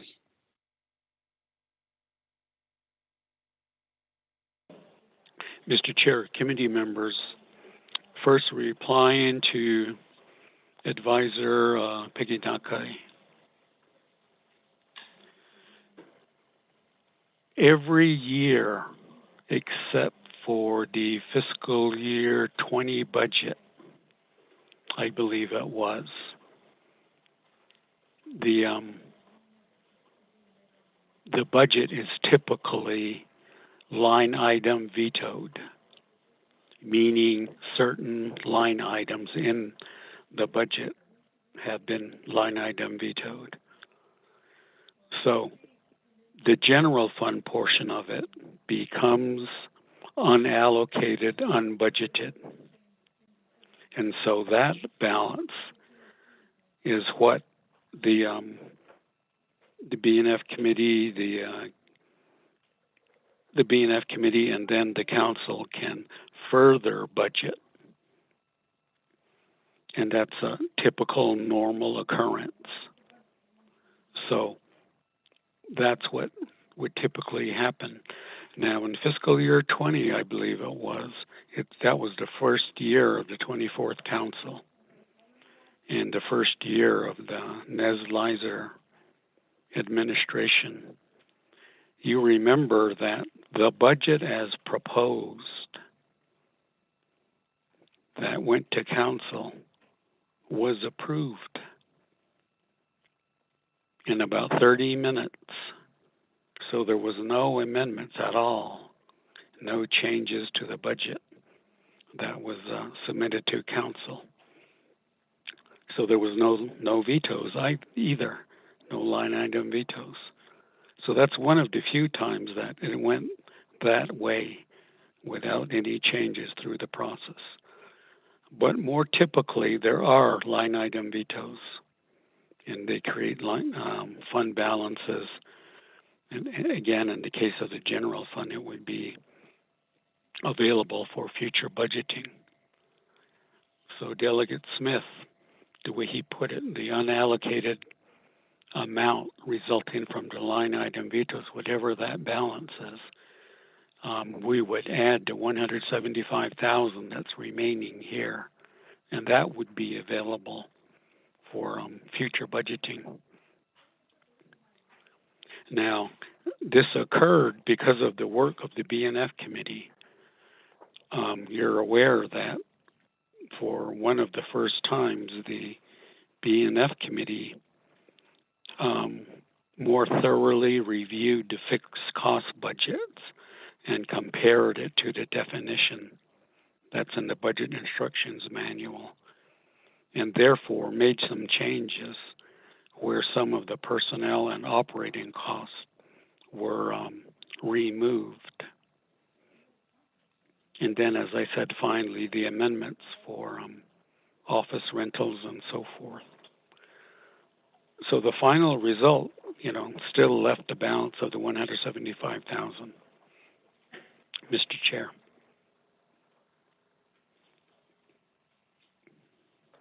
Okay, Mr. Biel, for your response to the questions. Back to the Finance Committee. Any further questions, comments? Chairman Henya, this is Delegate Crotty. No, Delegate Crotty, you have the floor. Yes, thank you, Chair, and thank you, Mr. Bial, for providing this update to the Budget and Finance Committee. When we were tracking all of the amendments, there was unmet needs that were presented. And so I could see here in the committee level, we're trying to spin this. At first, we didn't know, or the question was asked if our budget is in balance. I could see where it's as a savings but the way the council passed the budget, the numbers do not line up with what was allocated. I'm not an accountant. I'm texting my sister who's a CPA. But there's a term. So if you don't want to call it a balanced budget, what is this called? The council failed to fully allocate all of the funding that's available. My second question would be to Mr. Bial, in understanding there was a lot of amendments and moving funding. When the cease debate was called, at that time, Mr. Bial, were you aware that there was additional funding that needed to be allocated in the fixed funds? I know I was aware as a delegate, and so was the state of council. And my assumption was OMB is aware because you helped us make the budget form. So I would need to know then at what point did everyone realize that not all of the funding was allocated? We had 2 unmet needs requests that potentially could have been funded by this source of funding if maybe there was some waiver language. And so I could see now where this is being spent, and I'm gonna keep this council accountable for their actions. So I need to know when, in keeping account of the money, when cease debate was called and second and a vote, did OMB or any other entity on this call know that we did not allocate all of the funding? And then was my first question was, what then do you call a budget that doesn't completely allocate? It's that is not the way our budget is set up, is not to allocate dollars. It has to be specifically identified somewhere because we have all of the numbers that are set up. And that's why I'm looking for the legislative language in what does that look like and the total amount that's presented within the resolution. I don't know if there's a draft, or I don't know how we move forward with this. And I want to let this committee know as oversight, and for the 6+ weeks that we went over budget hearings, our veterans are very upset with the council not taking into consideration their resolutions. And so I want to ask the staff here, I know at the committee we tabled the veterans budget, and so I would need to know what action was taken after that tabling. And because I know that I requested the veterans budget to go back to the CBOs, and that was not honored throughout the process up until the last day when the debate happened. And then my final request, and to let this committee know, and I'll let this council know, that community members are organizing to march to council to share their concerns in terms of how the council is allocating funding and not funding victim services. And so this weekend has been a lot of education, a lot of community awareness, and knowing that we have many victims of violence who are not providing services there. And I want to state that for the record so that's on the call, so as delegates you're fully aware of what is happening, and then you can provide that information to your constituents when these questions are being raised. Thank you, Chair, committee members. Thank you for your questions and comments. And any further questions or comments? Committee members, Budget and Finance Committee.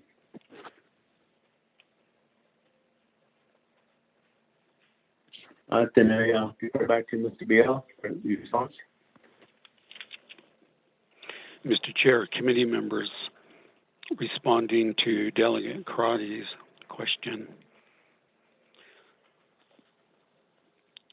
every day as the council session went, and then from time to time, we would get email questions, primarily from the Chief Legislative Council or the BNF Legislative Council.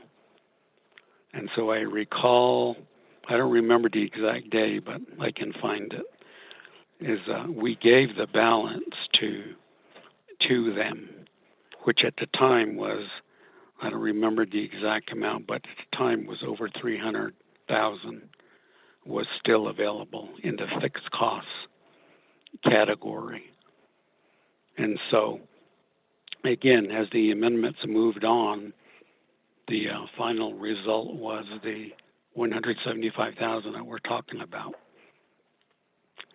So I would say that our office certainly, and I would say Legislative Council's office, was aware that there was still a balance. Maybe they didn't know the exact amount to the dollar, because I don't know how much they tracked it or were able to track it on their side. But that's the understanding on it, Mr. Chair. Thank you, Mr. Bill, for that response. Back to the Budget and Finance Committee. Any further questions, comments?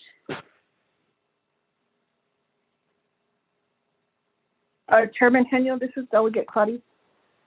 You have the floor. Yes, thank you, Chair. So I did request, obviously I need to know from Ms. Naka if she needs that in writing, or Mr. Rico, the request on the budget and finance discussion when we were still at the budget hearings and negotiating with Chairman So regarding the veterans budget.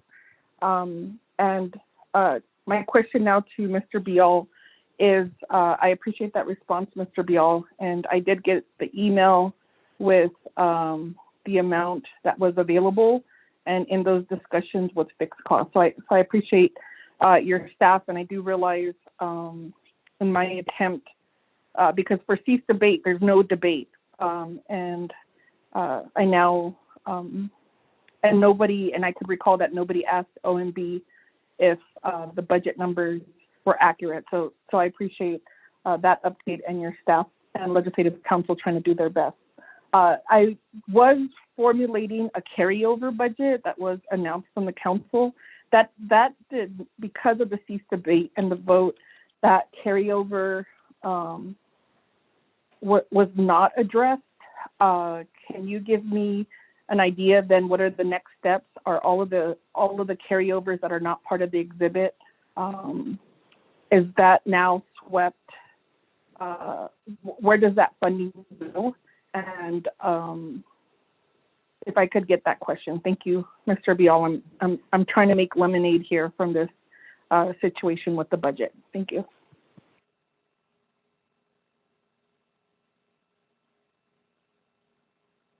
Can I answer that question? The Budget and Finance Committee, any questions, comments?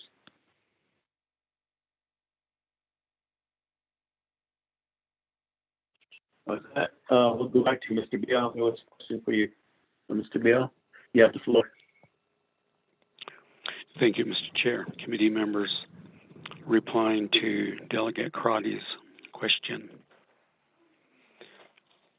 What OMB is doing now, as I mentioned earlier, is we're finalizing the exhibit to include all of the carryovers approved by council.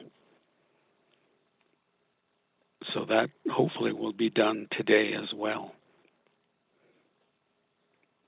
Now, some funds automatically carry over. For example, the capital funds and then the chapter funds. So that happens automatically pursuant to the Appropriations Act. Now, other carryovers, if it's coming from the general fund, then it requires the action of the council to do it. So if it didn't occur, then I would say it's not going to happen at this point, Mr. Chair.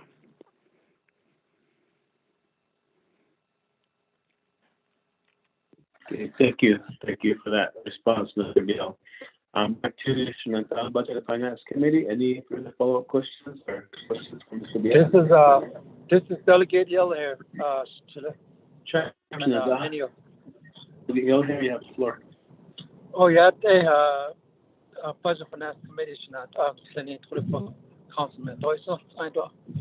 At least that there's 175,000 is not in the red as a final budget. FY 22 comprehensive budget. We have 175,000 unbudgeted. There's like plus to me. I think to me the budget is done deal now as a to not right now it's up to the president. 175,000. But Mr. Dominic Bial, Division Director with the OMB, he said he's still doing finalize the budget. It will be probably have to give him maybe a day or 2 days. Maybe we can come back and see that his final budget balance. So he's not done yet. So I just want to that's my comments on it. So we're not hurting on the budget. There's a lot of needs for it, but let's be careful with the budget operations 2022. Shall speak with all the Elizabeth and Davis. There's a lot of need for before coming later on. We've done a lot. We've done a lot of carryover. Because I think it's the first time when the Navajo Nation did that carryover money. So we've done a lot for the divisions, programs. We helped them to move this carryover money. I'm comfortable with this report, 175,000. If we don't use it, we can use it in FY 2023. The years will become Shnatani. Or that is called the big. Shall we wait for Mr. Rial with his final budget balance when he put all his additions on in add of his Chair, Honorable Henio. That's my comments and my suggestions.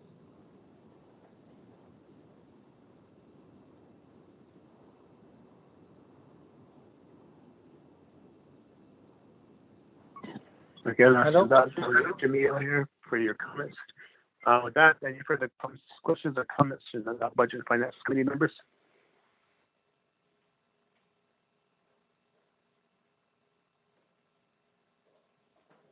If there are no further comments or questions from the committee, I'll call for the question. This is Delegate Brown with a question, Chair. Delegate Brown, you have the floor. Yes, thank you for this conversation. Budget and Finance Committee members. And then to Mr. Bial, thank you for your presentation. My question is, since this budget that we approved at council last Friday, with all the amendments, you stated that we were under budgeted. We did not go into the negative as far as from council delegates. So what is the likelihood of President line item vetoing? I know that we were in line with our amendments and we were cognizant of the amount of money that's there in the general funds. So do you have an idea? And I'm asking, in your position, you stated all the number of years that you've worked for OMB, and with your experience the past few years, how presidents since line item veto was introduced, how do you compare? And I feel like since we under budgeted, I feel like there's really no need for president to line item veto some of these critical amendments that we as council delegates made to the budget. So that one question on maybe is there according to the policy and the Appropriations Act and the BIM handbook, that we are all in line, that as elected council delegates, we have done our, and with us as well as Budget and Finance Committee members, that we are doing our fiduciary duties to look out and what's in the best interest for our Navajo people. So I feel that we are acting in the best interest for our Navajo people. Now it's going to go across to OPVP's office for his signature. So again, that's my question on President's line item veto and your experience, what that might look like. Thank you, Cap.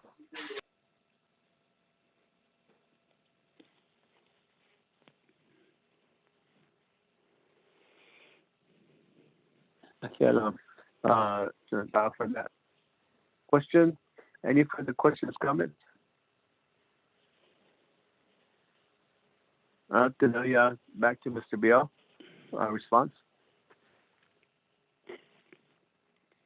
Mr. Chair, committee members, replying to Delegate Brown's question. That question, or the only way I can answer, is by simply saying, I don't know.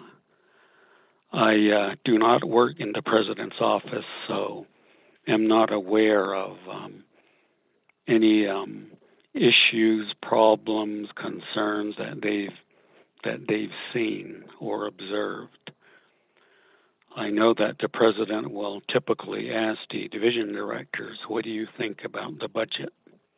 And so they would provide input, whether it be on the budget amounts or the various allocations, or perhaps on COAs and LCs and so forth.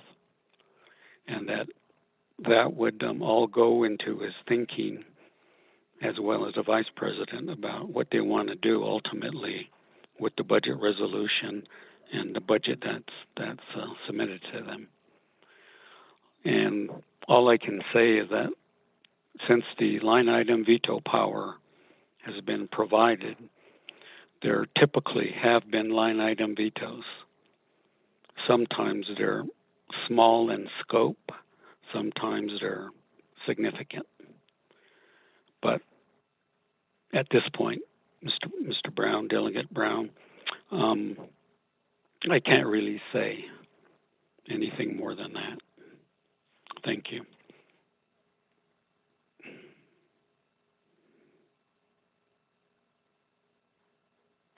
Okay, now for the response, Mr. Biel, back to the Budget and Finance Committee. Any further questions, comments?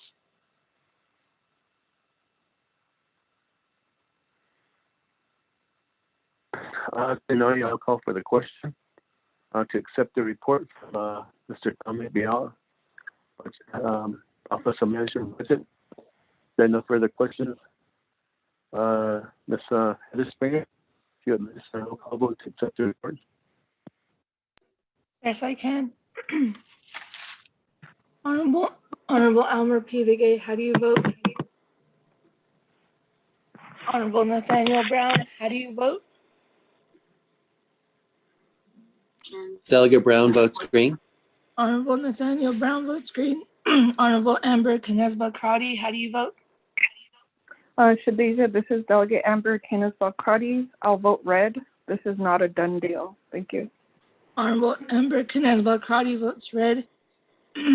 Honorable Raymond Smith Jr., how do you vote?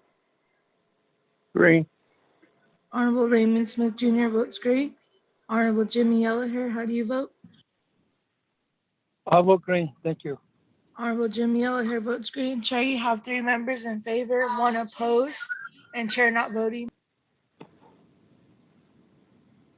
The Shane Catalan for that roll call vote. We do have do pass to accept the report, 3 in favor, 1 opposed, chair not voting. With that, so Canada, thank you, Mr. Biel, for providing some information to the committee.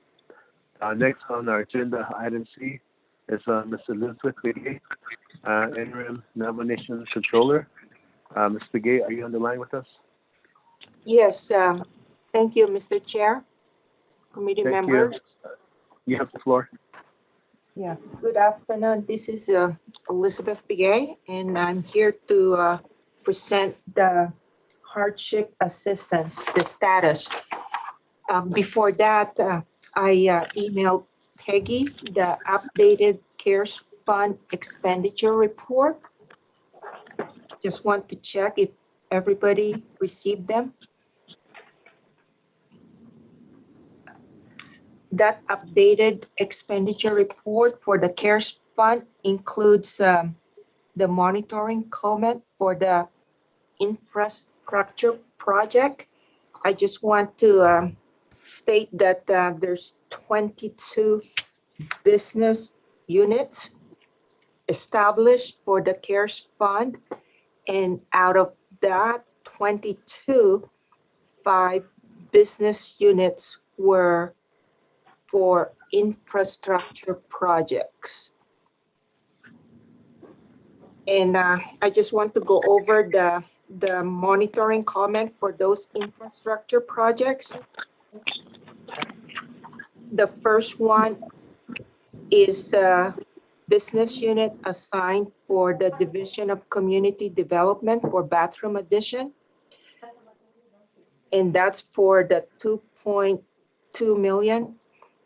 They completed 90 bathroom additions for that money that was expended for the bathroom addition.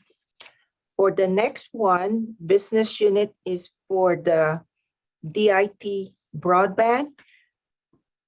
We do not have information on the completed projects, but they just reported 24 incomplete projects. And the money expended for that, the vendor is NTUA, and it totaled to $35,194,751.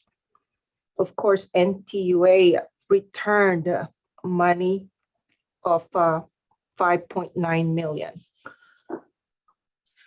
So basically it's for the 24 incomplete projects.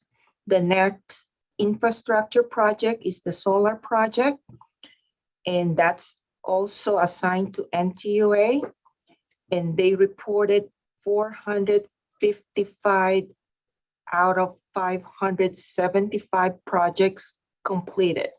So that leaves 150 incomplete projects for that solar, and they expended 35,192,000 and returned 22,241,219 for that 150 incomplete projects. The next infrastructure project is assigned to water resources for the water projects. One vendor for air motor global windmill, they expended $648,993, and they completed all the 56 projects dedicated for that windmill. The next project under that business unit is for NTUA, and they expended $37,429,945 for wastewater, and they completed 145 out of 179 projects. For septic tanks, they completed 105 out of 150 projects. For those that incomplete, they returned $17,761,423. The next project under this business unit is the Tulani Lake Enterprise, and that they received $3,460,000 and returned $81,658. And there's a question of 1.9 million, and we're still working on getting that money back from the Tulani Lake Enterprise. The last business unit for infrastructure project is the power line project, and that's also NTUA is the vendor. And based on the report, they completed 600 out of 600 projects for power line. For solar projects, there's 437 out of 1,000 completed projects, so 563 incomplete. And there's also a project called Capacity Project. They completed 120 out of 167 projects. So the expenditure for that particular power line project totaled to $39,494,830, and NTUA returned $25,095,395. So those are the 5 infrastructure projects. Now the next one is the hardship, and that's budgeted for a total of $361,543,146. And of course, hardship 1, we expended $319,000 or $19,747,538. We have a concern on the hardship 1. We just completed the bank reconciliation for the checking account that is dedicated for hardship 1. Just a background information. We, or the Office of the Controller, opened a separate checking account that was used by our consultant, Baker Tilly, to issue the checks for the hardship recipients of hardship 1. And based on our bank reconciliation, we found that there's 7,953 checks that were issued to hardship 1 recipients that were not cash. So that 7,953 checks amounted to approximately 8.5 million. I was informed that some recipients did not cash their checks because maybe it went to deceased recipients or recipients that no identification, so that they were not able to cash the check, or the recipients simply lost their checks. That's why we are concerned how to get hold of these 7,953 recipients.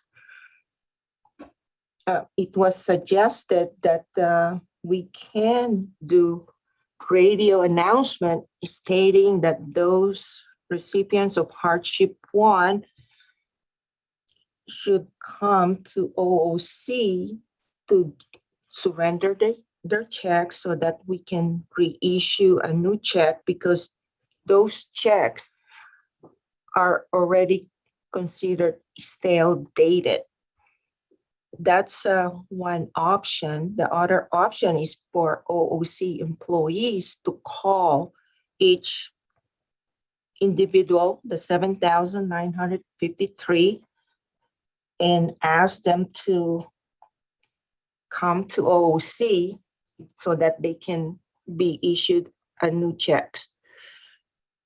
The last option is for us to revert that money back to the hardship budget for the hardship 2 recipients. So those are the three options that we're considering to resolve this issue of checks that were not cashed by the hardship one recipients. There's also another one that we were told about stolen checks, meaning another person cashed the check of that is supposed to go to a legitimate recipient of hardship one. And we decided not to reissue a check because the initial hardship check was cashed by the person that stole the check, and we cannot book another assistance to the same person. So that's an ongoing issue. A lot of recipients of hardship one already contacted our office that their checks were stolen, and we just referred them to our police department to ask for help. But so far, that's our policy, not to issue another check to the recipient whose check got stolen. Now for hardship two, the available money is $41,795,608.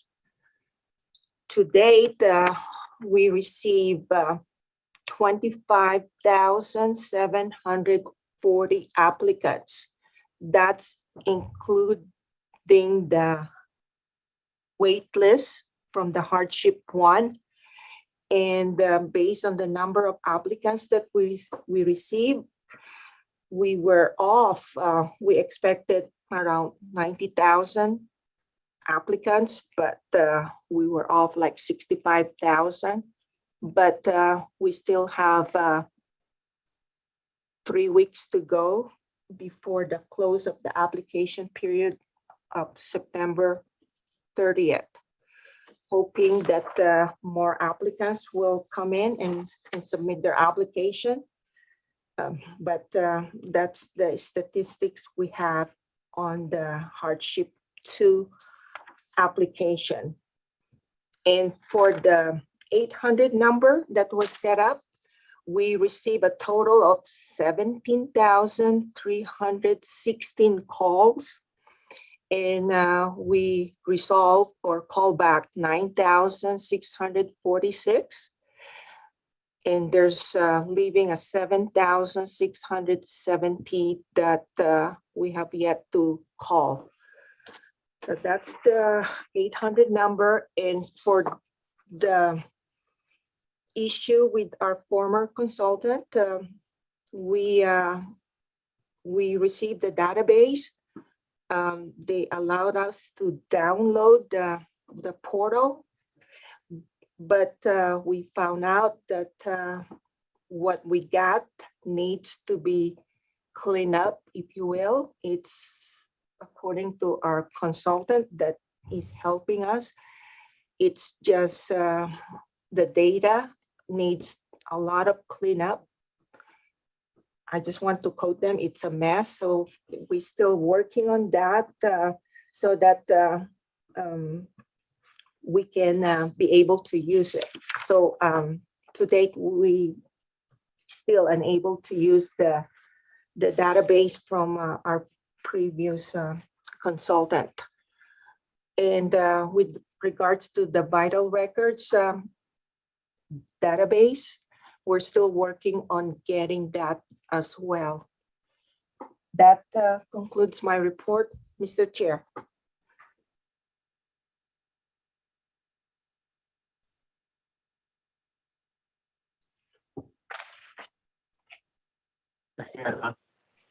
Ms. McGee for that report. This is the Budget and Finance Committee. Is there a motion to accept the report? Motion. Delegate Jimmy, you'll hear. Motion. Your second. Vice Chair Kittis Azido. Christian, second, Vice Chair Smith. So Vice Chair need us. Delegate Jimmy Yell here. And the Vice Chair Smith. Motion second. With that, Senate Budget and Finance Committee. Questions, comments? Ms. Elizabeth Gates, our nomination interim controller. This is Delegate Brown with a question. Delegate Brown, you have the floor. Yes. Delegate Brown votes green. Sorry, I'm also in the Navajo Utah Commission meeting as well. And to Mrs. Elizabeth Begay, thank you for your presentation. So the bottom line with the CARES Act funding is all the 714 million plus has been accounted for. So reporting back to the US Treasury, we don't have anything to worry about. And as far as, are there any litigations at this time that we are waiting on? And what does that look like? So I just want to make sure that our people, they are listening to our meeting, following us on social media and the World Wide Web, that they want to understand that all the CARES Act funding have been used. So we want to make sure that the other funding from US Treasury through with Congress, that there's going to be any type of negative impacts for any type of funding that is coming for the American Rescue Plan. And I think you did report there is a number of people who this I guess you do have a record of over, I believe, 2,000 checks that have not been cash. So are they still floating out there? And well, whatever the reason may be, how many, again, if you can repeat, how many checks from the CARES Act funding with the hardship assistance are not cash right now? And what is the process for our people to follow up? I know that we do still get questions with the CARES Act funding. That's the only question I have at this time. Yeah, thank you, Chair.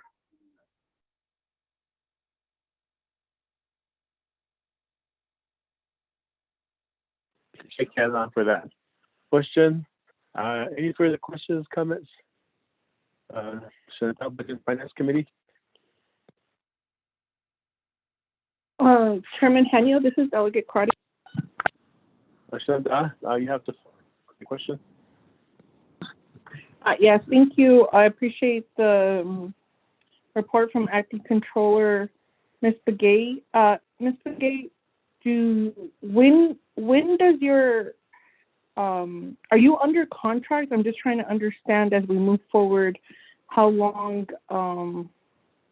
you plan to be in the acting capacity, but I appreciate your report.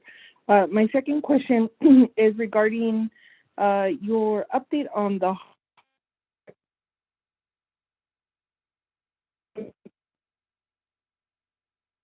capacity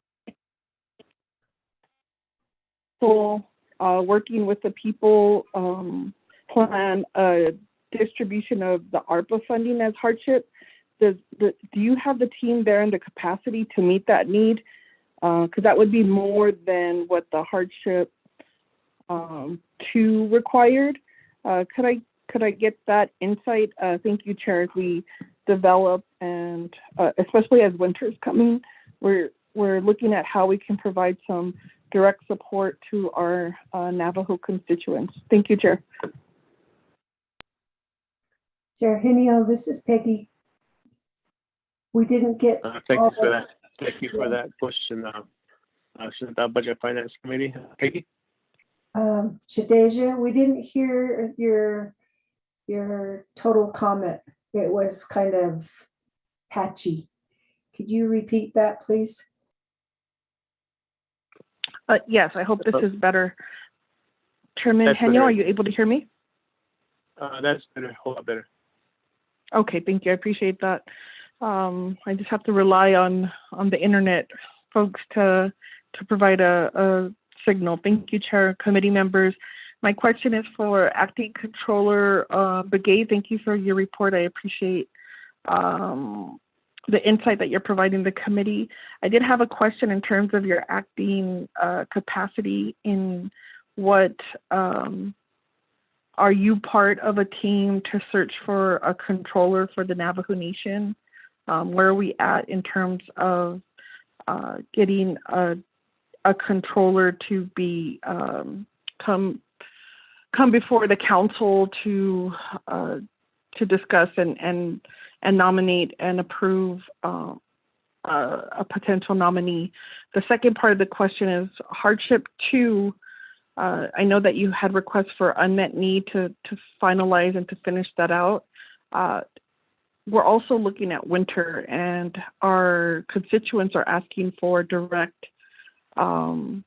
assistance. And I've heard delegates on the floor mention this. If we were to develop a winter hardship program assistance, do you have the capacity at OOC to administer that influx, or that would be more individuals than the hardship 2? So I'm trying to just understand the capacity or the needs, and trying to hear from our people who are just having a really hard time with COVID and either being underemployed, unemployed, or now trying to help family members who are still struggling, as we now know that they have long-term issues when it comes to COVID.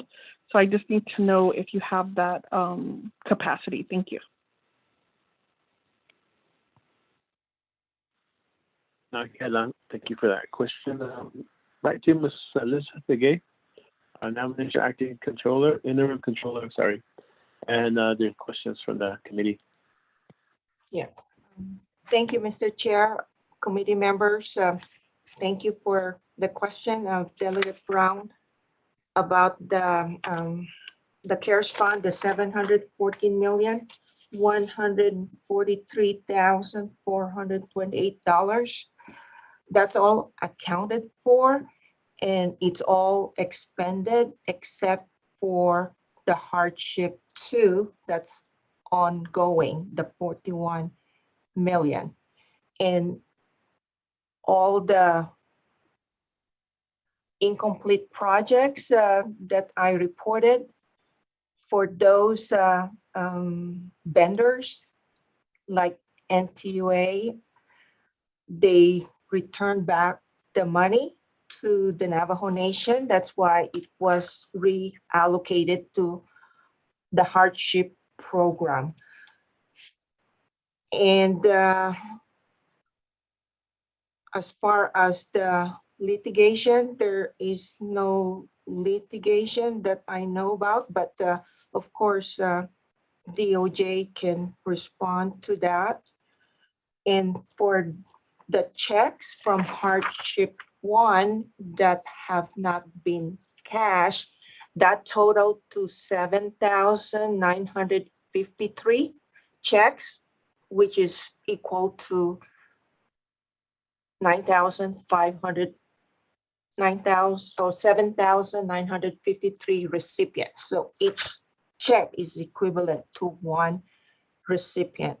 So that's the one we're working on, how to get in touch with those who received the checks, but to date have not cashed them. And of course, it's considered stale dated. The bank will not cash them anymore, so they have to come in to OOC so that we can reissue the check.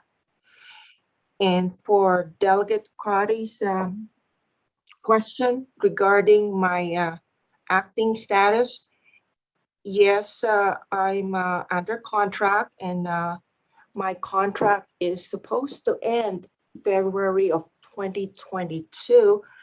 And I started to reach out to the people that I know that have the qualification, but to date, they have not returned my call.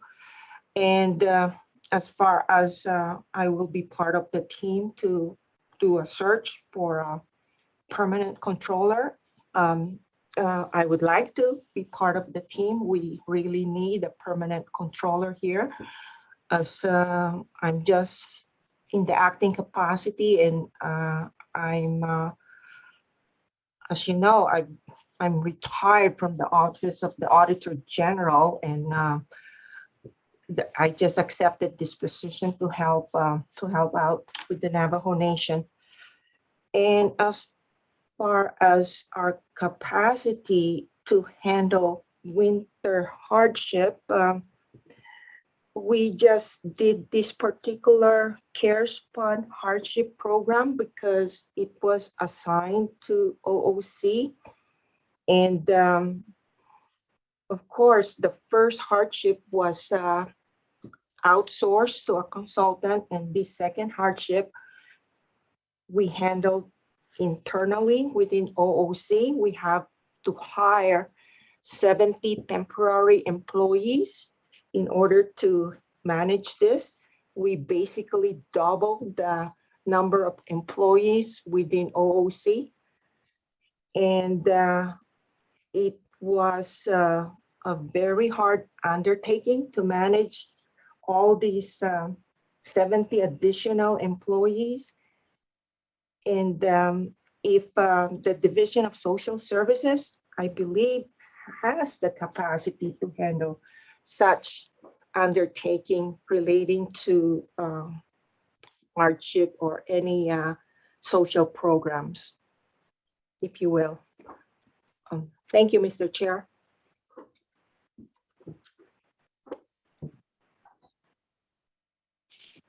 Thanks, Mr. Gay, for your response. I have a question of the Budget Finance Committee. Any further questions, comments?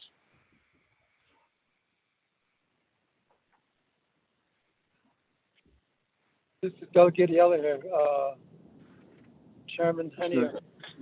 You have the floor, Delegate Yeller. Okay, yeah, thank you very much. This is about my concerns about hardship pay. There's a lot of people still waiting for their check.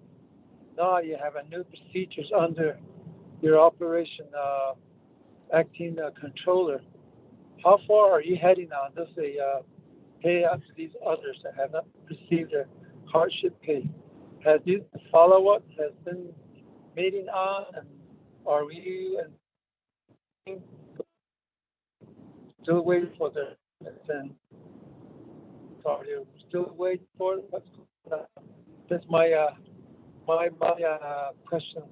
The other one is there will be a potential that this CARE Act fund possible will be extended up to December 31st, 2022.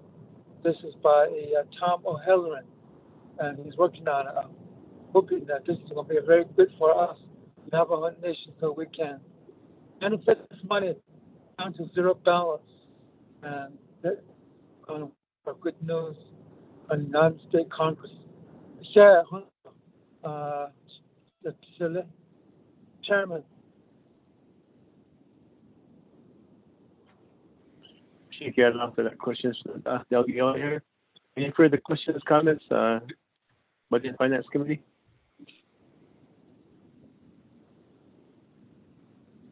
I'll defer back to Ms. Actually, Chairman Henniel, this is Delegate Claudia with a follow-up. Yes, with your follow-up, yeah, you have the floor. Yes, thank you, Chairman Henniel. I appreciate that. Committee members, Ms. McGee, I need to know more information regarding the suggestion that the Division of Social Services has the ability to handle any future hardship. In the discussions of developing the first round of hardship, I know that was a conversation with then Controller Kurt and Division Director Neswood Gishy. Do you have any documents, or I need to know at what point did did the office of the controller's position change on the capacity and internal controls of the Division of Social Services to potentially distribute any future hardship funding? If you could enlighten me on those conversations and where we're at and what issues were fixed to address those internal control issues that were raised at that time. Thank you, Chairman Hanyo and committee members.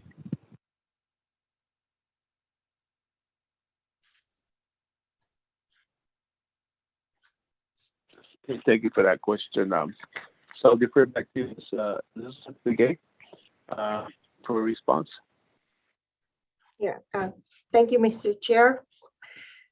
Question by Delegate Yellow Hair regarding hardship applicants still waiting for their checks.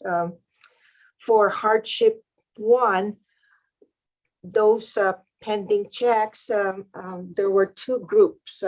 One group, those are the one that was already approved by the former consultant, but they did not issue the check. We already issued the checks for those recipients from that group. And there's like 208 recipients for that first group. The second group is the one that the returned mail, and agreement with the former consultant is that they will forward the mail to the OOC post office box for the returned mail, but we did not get the returned mail. So what we did is we started calling the recipients of those hardship check, and there's 279 recipients.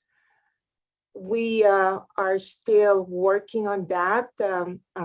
We had a hard time getting the information, mainly the phone number of those recipients. And I believe we're halfway through the 279 recipients, and they're entitled to the hardship 1 amount, which is the 1,350 per adult and 450 per minor. So that's the only one pending that they were approved, but they have yet to get their check. And for hardship 2, the end of the application period is September 30th. And per the council resolution, the available money will be prorate to the applicants of hardship 2. So based on that, we will not be able to issue the check until after the closeout of the application period. So we're anticipating mid-October to be able to start issuing the checks. And with the extension of the CARES Fund until December of 2022, that will be better for the Navajo Nation. So there's more people that can apply for hardship, given another extension instead of the September 30th. As I said earlier, we only have 25,740 applicants for hardship 2. And if we prorate the available money, there's a possibility that they will get more than the hardship 1 recipients. So we want to reach out to all the Navajos that have not received hardship 1 to please apply, because we have sufficient fund to accommodate the hardship assistance to assist them. And Delegate Crotty's question regarding the issues that were discussed with the Division of Social Services Division Director. I don't have information on that, but we can research that, why this hardship program was turned over to OOC instead of the Division of Social Services. But I believe, given that there's a lot of social programs that are being handled by the Division of Social Services, that they will be the best program within the Navajo Nation to manage social program like hardship assistance moving forward. Mr. Chair.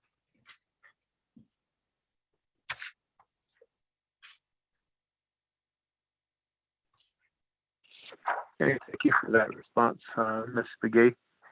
Back to you, Budget and Finance Committee. Any further questions, comments? Chair Henios, Vice Chair, got a question. Vice Chair, you have the floor. Thank you, Chair Henio and Budget and Finance Committee members, and also those that are listening. I see a one of 3 pages CARES Fund expenditure report. And the question I have is on page 2, Gita.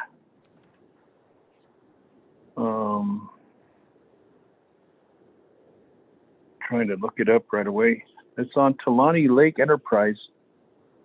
3.4 million was provided, and in the comments it says question costs of 1.9 million, requested funds back. I know we had a meeting here about a month ago regarding that issue, and I asked the question, what do we got to do in order to get this money back? I think DOJ mentioned something about, well, there's avenues that we could move forward to recoup that funding. And then on page 3 of 3, I see a bill that we owe, 2 million. If I can find it right away, it's for received and paid R&M Nation O 2 million for BT service. And the amount that was provided at that point in time was 9.4 million. And that's under number 22 in the column of business unit K201522. Under there's Baker Tilly US LLP, and out of that 9.4, we still owe 2 million. Does that how I read this, or is that 9.4 million? I guess I'll leave it at that. Maybe that can be explained. Those are my 2 questions on that, and I'll probably have a follow-up question, Chair Henio. Thank you.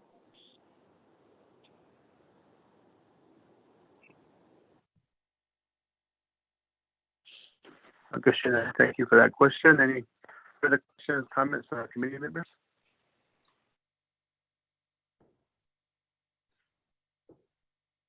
If not, I'll defer back to Ms. Begay for a quick response. Yeah, thank you, Mr. Chair. Thank you, Vice Chair Smith, for the question regarding that Tulani Lake Enterprise or enterprises, that 1.9 million question cost. Yeah, we're still working with the with the enterprises, or we're trying to get hold of the representative from that enterprises to clarify these question costs. And of course, we're working with the DOJ on this. And for that question about that 9.4 million for a payment made to Baker Tilly, yeah, that's a payment made. In addition, there's also another payment on page 1 on that second business unit of 2.5 million.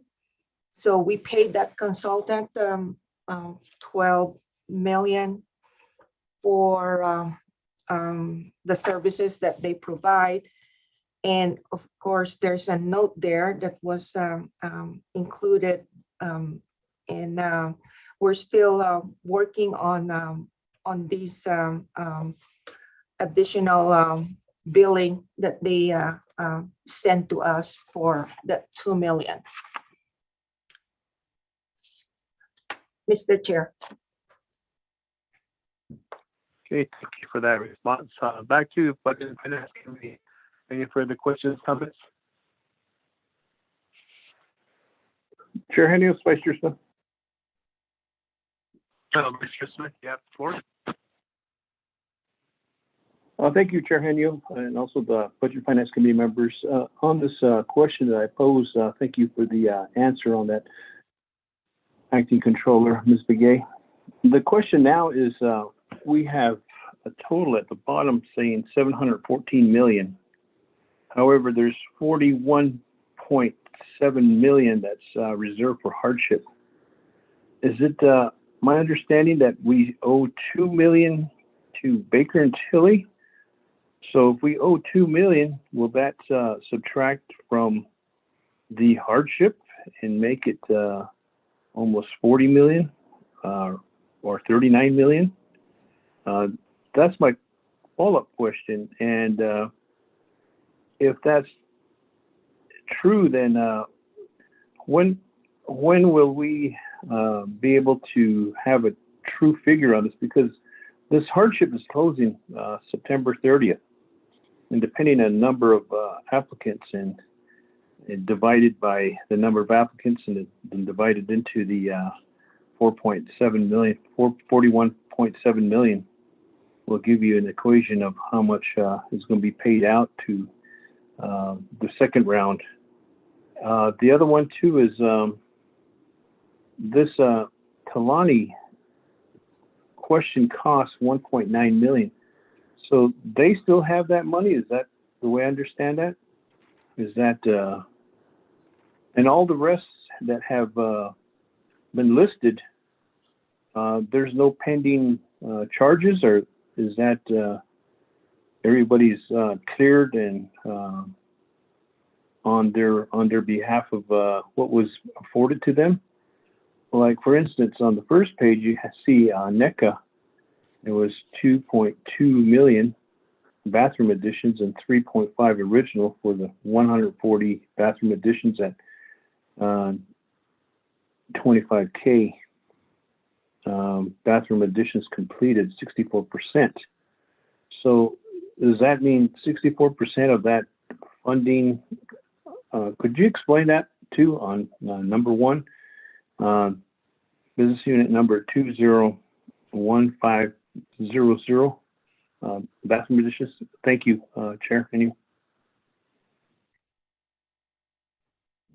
Okay, thank you for that question, Vice Chair Smith. Ms. Begay, for response. Yeah, thank you, Mr. Chair. Response to Vice Chair Smith question. Yeah, that's a notation that was developed by one of the staff here at OOC. Basically, it was originally budgeted at 3.5, which is equivalent to 140 bathroom addition at the 25,000 per bathroom, but they only completed 90, and I believe the budget was changed to 2.2 million. That's why if you multiply the 90 by 25,000 per bathroom, that is equivalent to that 2.2 million. So that's a closed project. Everything is accounted for that, even though it was put a comment that that is only equivalent to the 64% of the original 140 bathrooms that should have been completed. But the expenditure is equivalent to the estimated 25,000 per bathroom. And all these listed projects here, they're all closed, they're all complete, except for the Tolani Lake. The issue there, they expended the money, but for we're questioning the project, so that's why it was put as a question. And we're working to do that with water resources, the Department of Water Resources, to identify all the projects that were undertaken on that 3.4 million. Mr. Chair.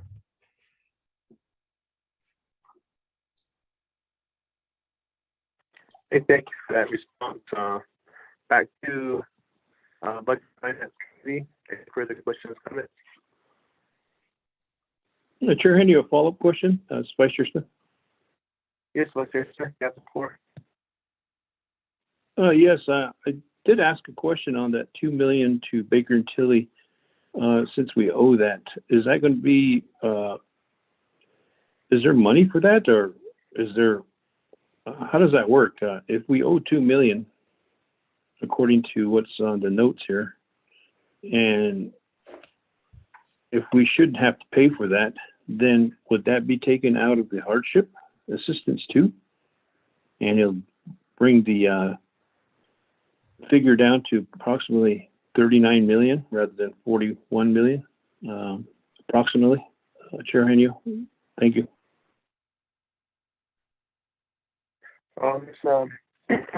Elizabeth Gay, you would provide any response again? Yeah, thank you, Mr. Chair, and thank you, Vice Chair Smith. The 41 million that's budgeted for hardship assistance too, that was approved by the Navajo Nation Council. And the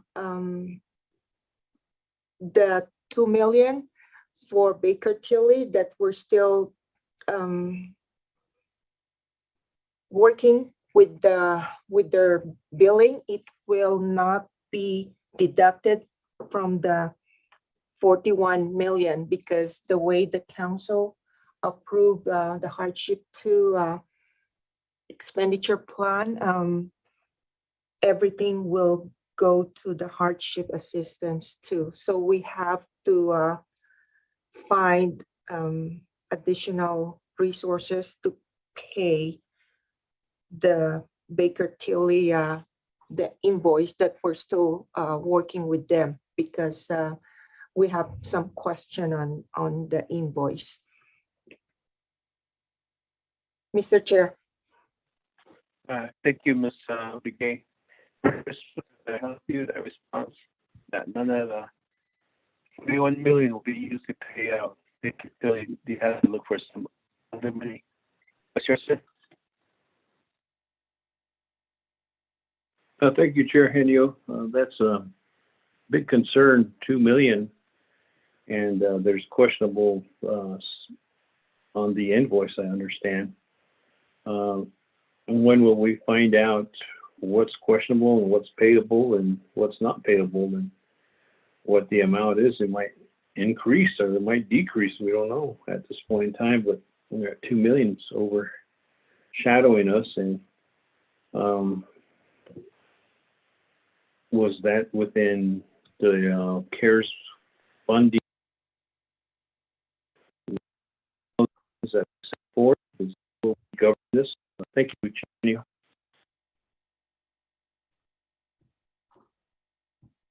Thank Thank you, Vice Chair Smith. Any further questions, comments, committee members?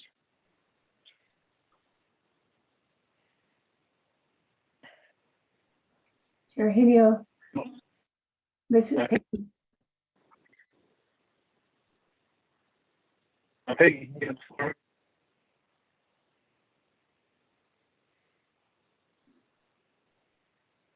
Did you respond, Chair? I didn't hear you.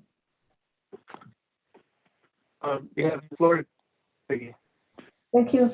On page 2, at number 12, it says $38,500 fraudulent, 7 individuals totaling. Could you explain that? The interim controller, please. Thank you. Thank you, Ms. McGee, for follow-up questions. Yeah, thank you, Mr. Chair, and thank you, Ms. Nakai, for the question on the Division of Economic Development, Small Business Assistance. This one, there's another checking account that was established, dedicated for this small business assistance. And we found that 7 individuals were reissued checks twice.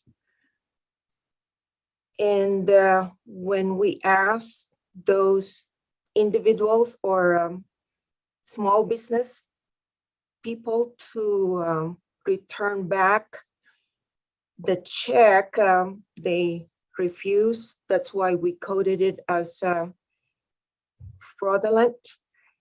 The issuance of the checks were not handled here at OOC. It was with the former consultant. So we don't know the reason why they were paid twice. And so it was referred to our white collar crime unit so that those individuals can pay back. But so that's as far as the action that were undertaken on the 7 individuals, a referral to our white collar crime unit. Mr. Chair.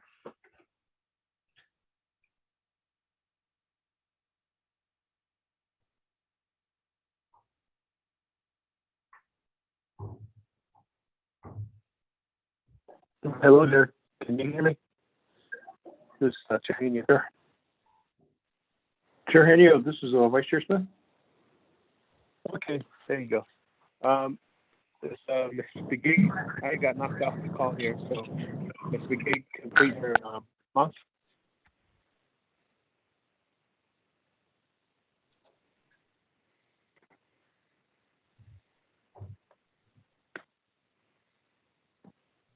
Chair Genio, I believe your question was kind of muffled. Maybe you can repeat. Ms. McGee, complete her response. I believe so, Chair Genio. Okay, back to Budget Finance Committee. Any further questions, comments? Chair Henio, this is Vice Chair Smith. Vice Chair Smith. On that, question on that. I did lose connection when I called back in. That's when I heard your voice, Shanada.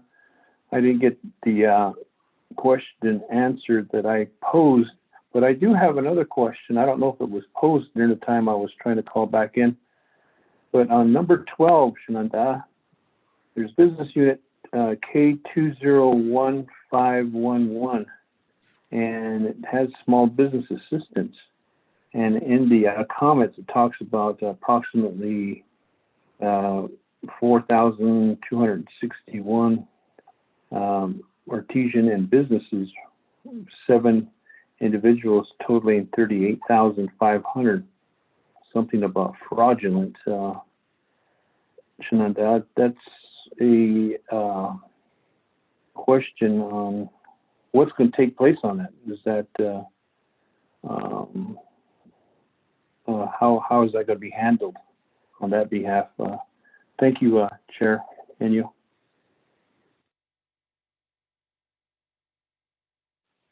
Okay, now Vice Chair Smith, Ms. Elizabeth Begay. Yes, thank you, Mr. Chair. Vice Chair Smith, yeah, that was asked by Ms. Nakai as well. So that's the 7 individuals receive 2 checks. And as I said earlier, there was a dedicated checking account established for the Small Business Assistance Program. And this was handled by our former consultant. And we do not know the reason why the 7 individuals were issued 2 checks. And we referred this matter to our white collar crime unit under the Office of the Prosecutor to get the money back from those 7 individuals, because they're only entitled 1 check each, but they got 2 checks. Mr. Chair.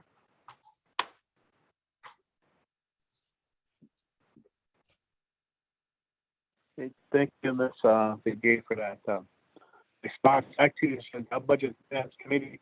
Any further questions, comments?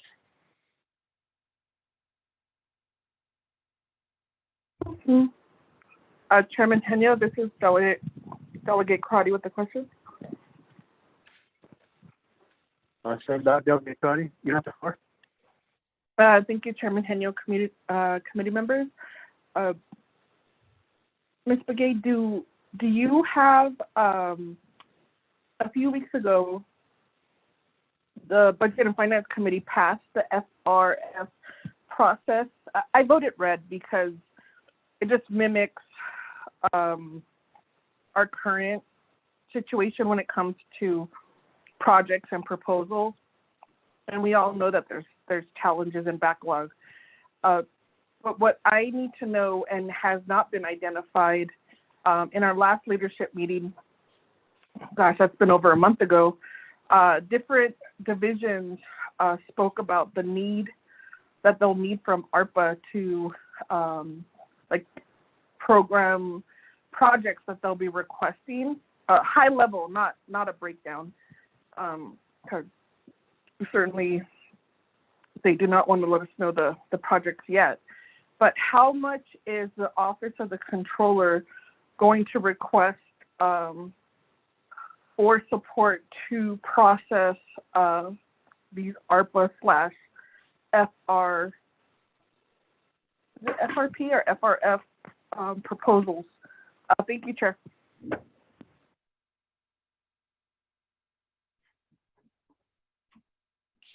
Christina, thank you for that question. Now, back to the committee, the Finance Committee. Any further questions, comments?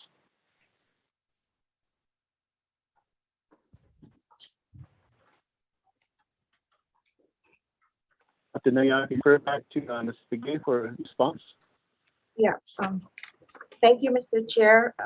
Thank you, Delegate Crotty, for that question.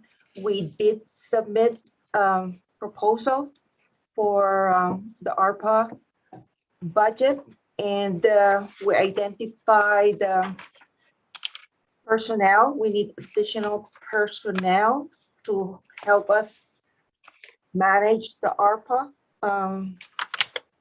expenditures. I believe there's like 20 personnel, from accountants to the supervisor to information systems and accounts maintenance specialists. Those are mostly from our contract accounting section, our accounts payable section, the cashier section, as well as payroll section. And we also requested money for technology upgrade. And we would like to automate the process that currently we're doing manual. And of course, the accounting system that we have, the FMIS, needs to be upgraded, as well as the internet needs to be upgraded, our wireless. Overall, we submitted a budget of 17 million over a 5-year period to cover all our needs for this ARPA project. And that was submitted to the President's office. Mr. Chair.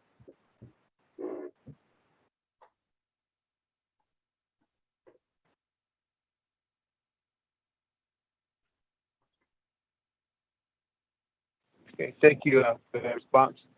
Back to you, committee members. Any further questions, comments?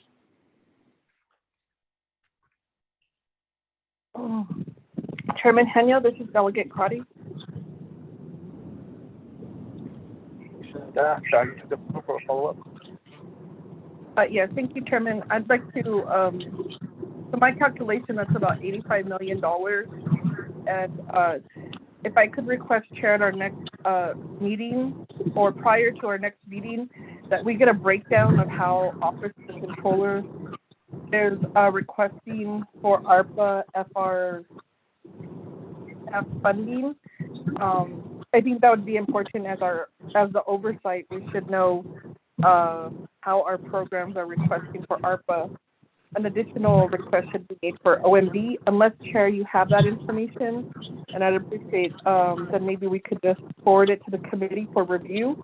I think my concern is the amount of time it's taking to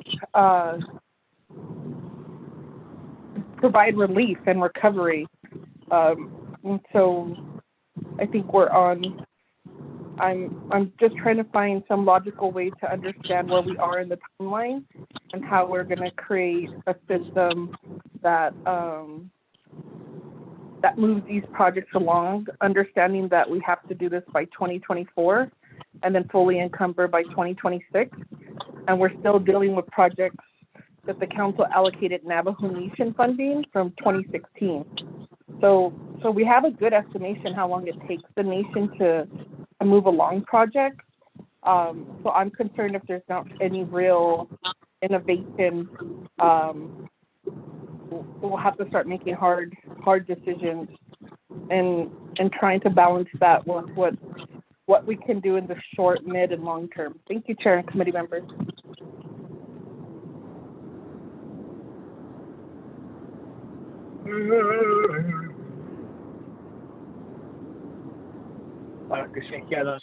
For that.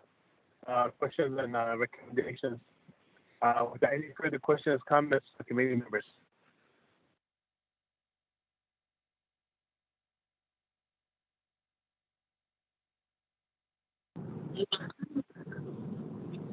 Chairman, this is Delegate Yeller.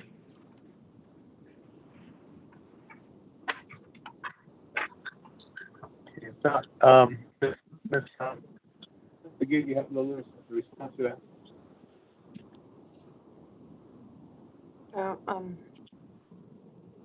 Thank you, Mr. Chair. Regarding Delegate Crotty's question about the proposed budget for OOC, yes, we can email to the committee our proposed budget. It's already done and it was already submitted. We can quickly email it to the committee. Thank you.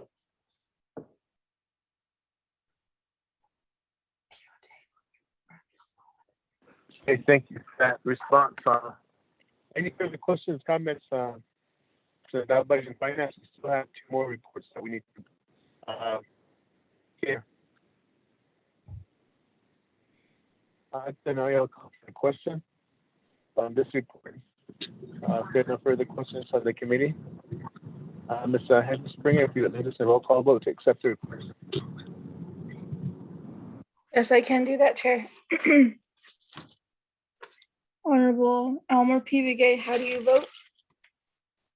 Honorable Nathaniel Brown, how do you vote? Delegate Brown votes green. Honorable Nathaniel Brown votes green. Honorable Amber Knezba Crotty, how do you vote? Sadeja, this is Delegate Amber Kineswa Crotty, and I'll vote green. Thank you. Honorable Amber Knezba Crotty votes green. Honorable Raymond Smith Jr., how do you vote? Green. Honorable Raymond Smith Jr. votes green. Honorable Jimmy Yellowhair, how do you vote? I'll vote green. Honorable Jimmy Yellowhair votes green. Chair, you have 4 members in favor, 0 opposed, and Chair not voting. And I thank you for that roll call vote. We do have 4 in favor, 0 opposed, Chair not voting, and we do see that you passed. Mr. Gate, thank you for the report on this area. We still have one more report to hear from you on item E, which was added to the agenda, which is the Navajo Nation Gaming funds distribution to chapters. And there are questions regarding that, so if you just stay on the line with us. Next item D on our agenda is Navajo Nation Emergency Management. Ms. Lavina Willie, are you on the line? Chair, this is Harlan Cleveland, Delegated Director for Emergency Management. Okay, Mr. Cleveland, you have the floor to provide your report to the committee. All right, thank you, Chair. Members of Budget and Finance Committee.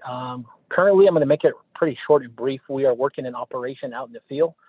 So I did email out the report to Ms. Nakai. I want to apologize because I have the wrong letterhead on the report.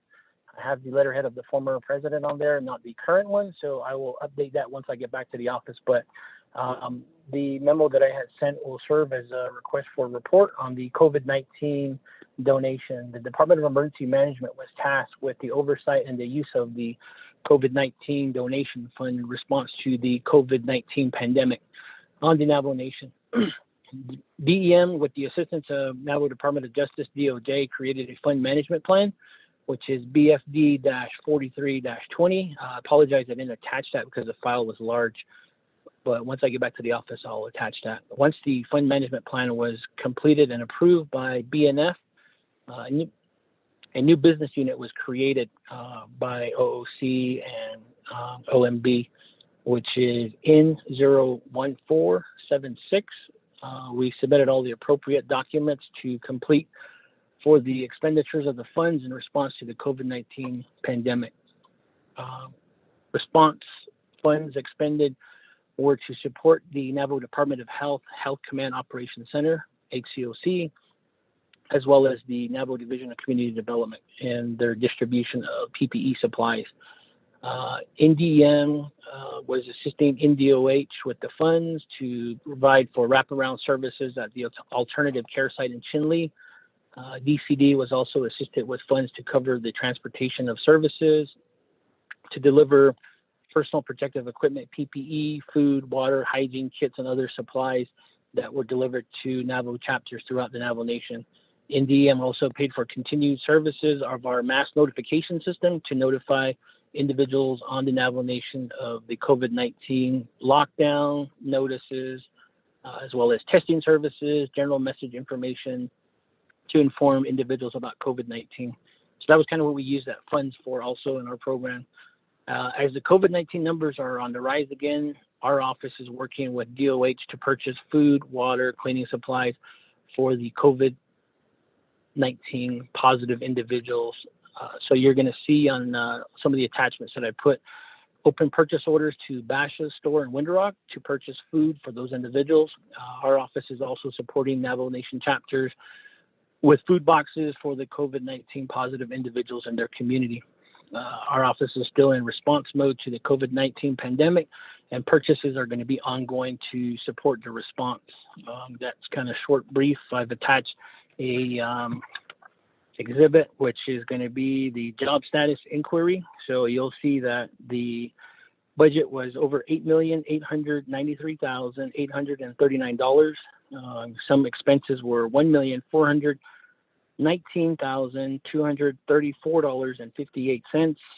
Open commitments were right around $821,633.42, with a budget in the donation branch right now of $6,652,917 or $971. And then another attachment, you'll see some of the open commitments. So we do have an open commitment at Basha's for $50,000 to purchase food. We're assisting HCOC with the purchase of $24,000. They've kind of ordered supplies, and right now they've encumbered around $10,434.64. You see an open commitment to Chinle School for those wraparound services, and Navajo Engineering and Construction Authority for the transportation of services. And then the last page is a general ledger by the business unit, which shows the expenses of the Everbridge software for $49,000. You'll see expenses for Navajo Engineering Construction, and then the DSSI expenses for the wraparound services, and then the encumbered of $10,000 at Basha's. Chair and committee members, that concludes my report for the donation branch.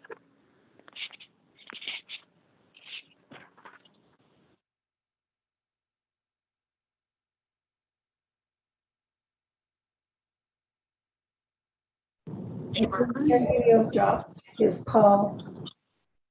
Vice Chair, you may have to lead the discussion.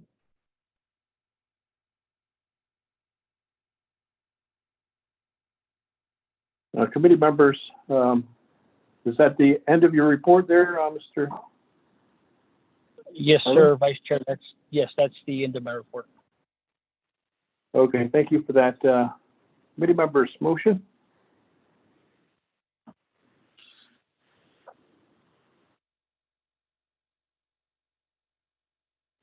Motion going once.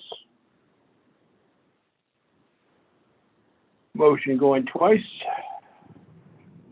Yellow Hair motion for approve the report. We have a motion by Honorable Yellow Hair, second.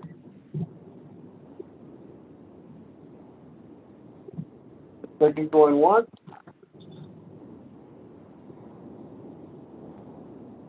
Second going twice.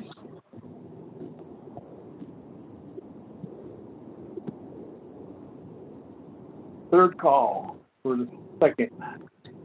No second. They can't, committee members. Move on to the old business. We don't have any. Number 7, new business. Legislation number 0161-0. Please read that into record. Vice Chair, we do have one more report. It's item E. It was added at the beginning of the agenda.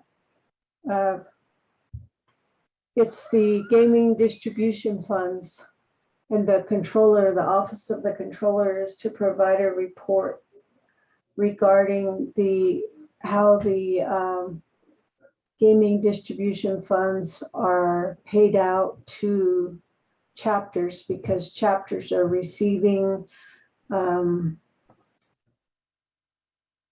letters from the utilities companies saying that they're going to be shut off.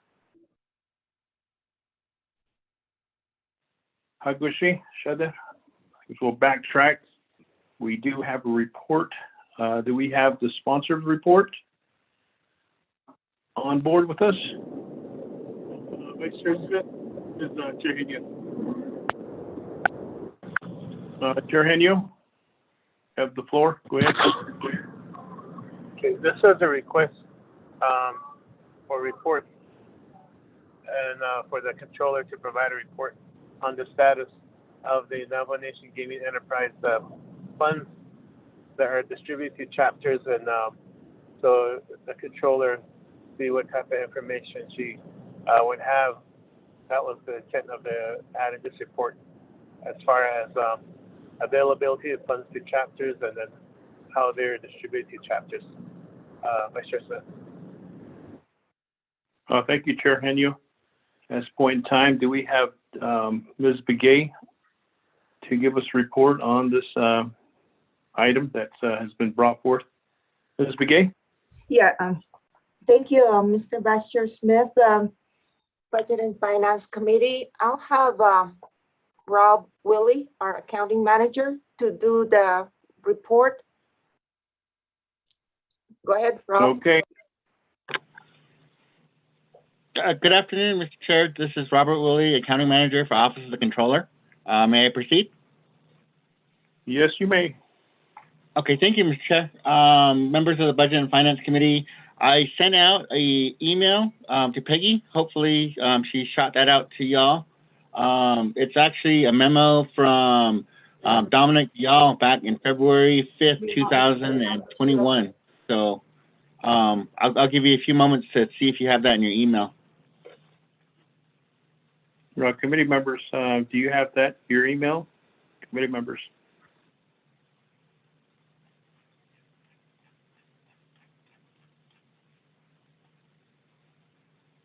Back to Shudda. When did you send this out so that we can get on the same page as what Mr. Willie's talking about? Chair, Vice Chair, I just barely checked my email and I just barely sent it out at 1:31. It's a chapter carryovers is what it says.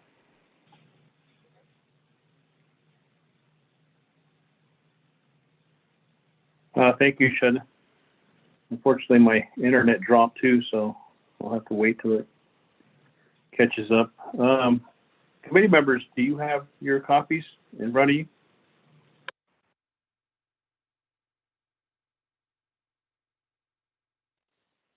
It was just sent out just moments ago.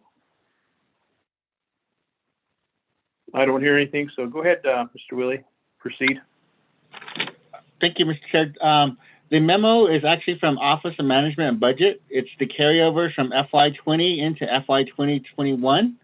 I wanted to show this because the Gaming Revenue Distribution Fund also has amounts for each chapter on this carryover schedule. They were supposed to, I suppose, meet with DCD and have those budgets submitted to Office of Management and Budget.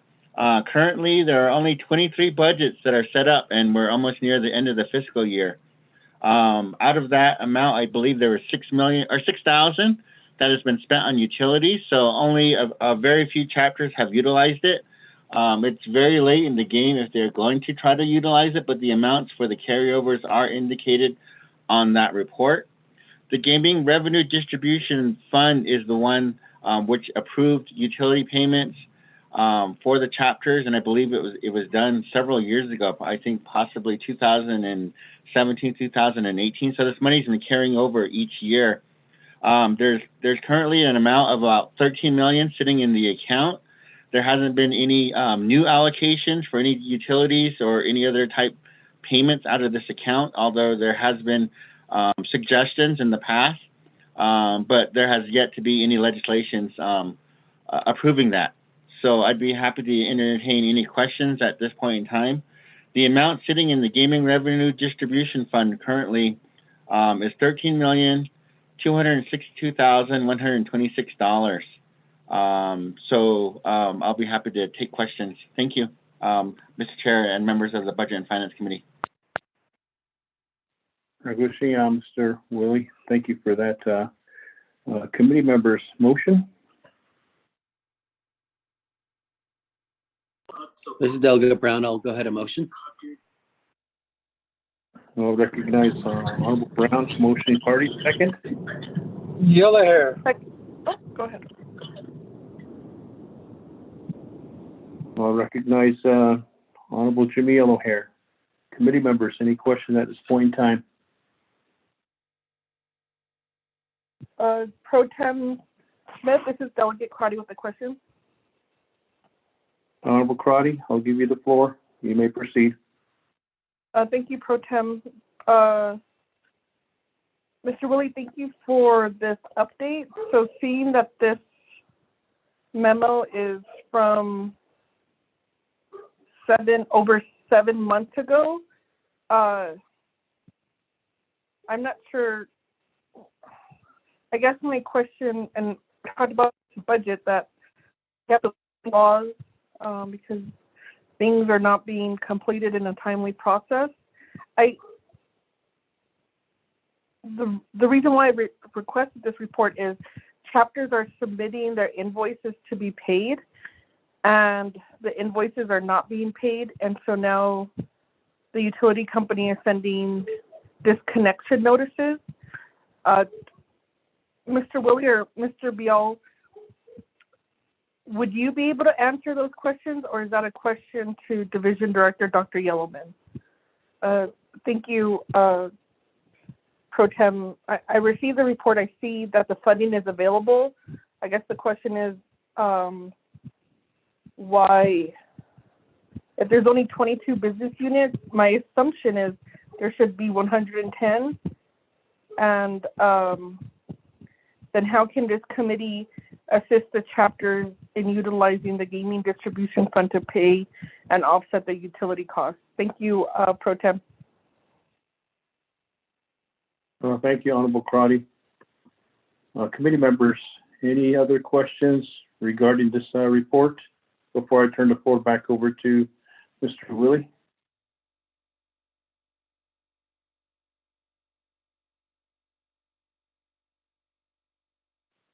I don't hear any requests. Therefore, I'll turn the floor back over to Mr. Willie. Mr. Willie, you have the floor.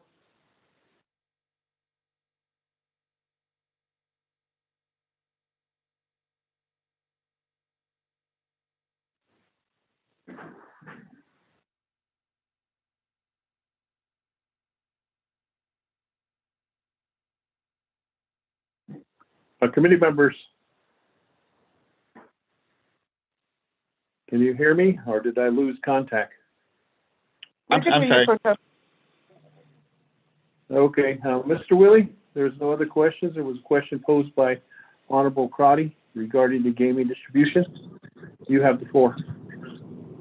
Thank you, Mr. Chair, and thank you for the question, Honorable Crotty. Maybe you misunderstood. There are actually almost all the chapters do have carryovers, although only 23 of the chapters have followed through and submitted their budgets to get set up. So out of the, I'm assuming 110 possibly, I'm not sure the exact number, but out of that number, only 23 have actually followed through and submitted all their documents to get their budgets set up. The process is usually when these carryover schedules are sent out, each program, in this case, DCD would contact the chapter and get those budgets submitted. For the gaming revenue distribution plan, those budgets would actually come to us. We'd verify and then send it over to Office of Management and Budget for their setup. But there have only been 24 that have actually come through my office. 23 of them have been set up, but we're near the end of the fiscal year. So I'm not sure if it's a lack of coordination between the chapters and DCD, but that's what we've seen here as far as Office of the Controller, what we've seen so far. Although we do see some of the utility payments trying to go through, and I know that my staff is trying to get the chapters to submit their budgets so they can be set up.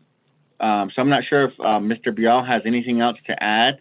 I don't think DCD is actually on the line, but that's kind of what I would imagine, that a coordination would need to be set up, because I believe all the other carryovers that are on the schedule have actually pretty much been set up. So I'm not sure why the gaming revenue distribution budgets weren't followed through on by the chapter or DCD.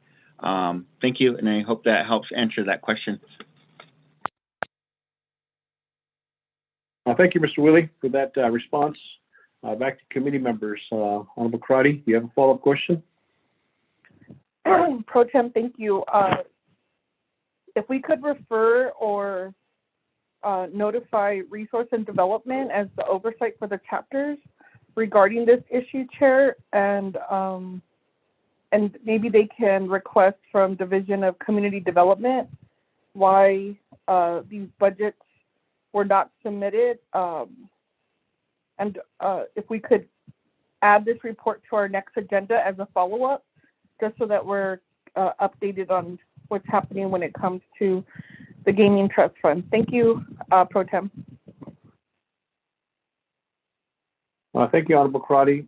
So you would like to have a follow-up meeting with the Resource Development and possibly Dr. Yellowman regarding the non-participation of those other chapters out of the 110. Do you want to have Peggy send them something on behalf of that so that they would be prepared for the next upcoming Budget and Finance meeting? Is that what you're requesting? Back to you, Honorable Karate.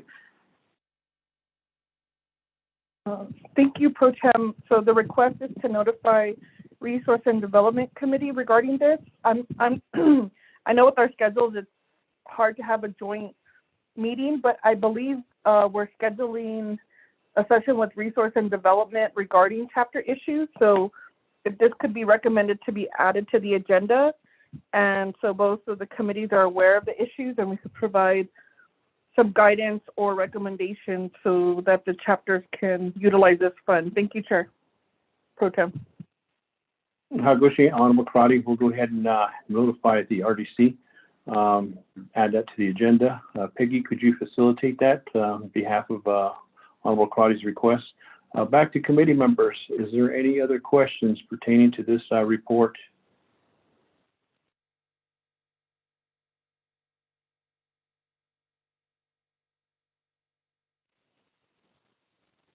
I don't hear any other questions. We have one request by Honorable Karate, so that will be provided for the next agenda. I'll call for the question. Ms. Springer, Heather, could you do the votes? Yes, I can, Vice Chair. Honorable Elmer P. Vigay, how do you vote? Honorable Nathaniel Brown, how do you vote? Delegate Brown votes green. Yeah. Honorable Nathaniel Brown votes green. Honorable Amber Knezba Karate, how do you vote? Shadeja, this is Delegate Karate. I vote green. Thank you. Honorable Amber Knezba Karate votes green. Honorable Jamie Henio, how do you vote?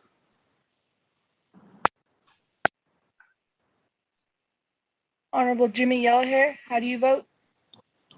I'll vote green. Honorable Jimmy Yellowhair votes green. Vice Chair, you have 3 members in favor, 0 opposed, and Vice Chair not voting.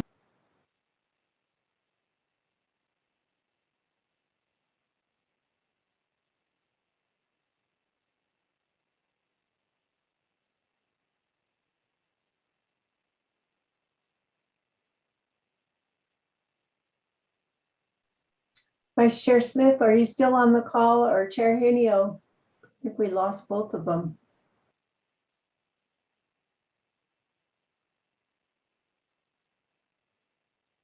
Vice Chair Smith, the vote was I'm completed. back to the board. I just lost signal. So Heather, what is the count on the vote?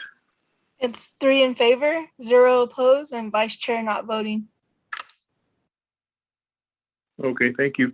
Do we have Chair Henio back on board with us this afternoon?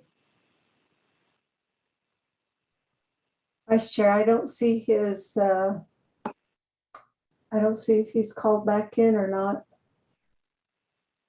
Okay, well, we'll continue. Thank you.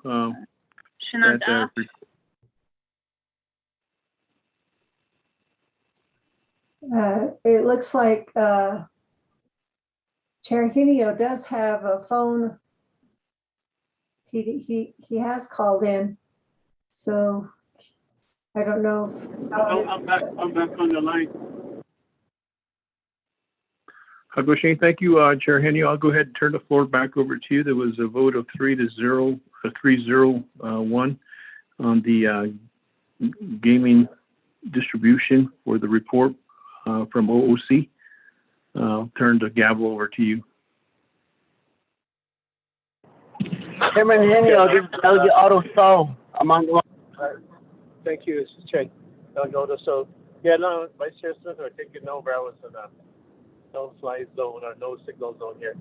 But I'm back in the area. So with that, let's go back to the agenda. We are complete with the reports. So therefore, we'll go to old business. There is none. Under item 7, new business, we do have one legislation sponsored by Chair Delegate Odoso. Thank you. If you would read that into the record, please.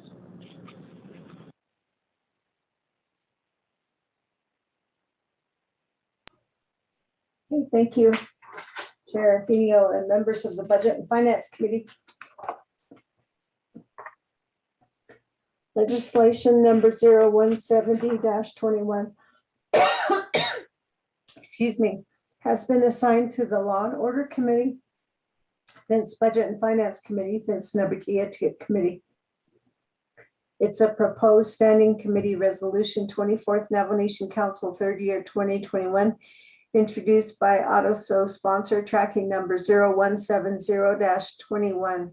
An action relating to law and order, budget and finance and Nabakia committees approving and authorizing a contract between the Navajo Nation and the United States Department of the Interior under 25 USC section 5301 at SEEK PL 93-638 as amended for a 5-year term for the period beginning January 1, 2022 and ending December 31, 2026 for the Navajo Nation Judicial Branch Tribal Courts, approving and authorizing the Navajo Nation Judicial Branch Tribal Courts fiscal year 2022 annual funding agreement and scope of work. And so the exhibits that are referenced in the legislation are there. The Internet Public Review report. The first report shows there were no comments made. Then the Law and Order Committee has a due pass with no amendments. Mr. Chair.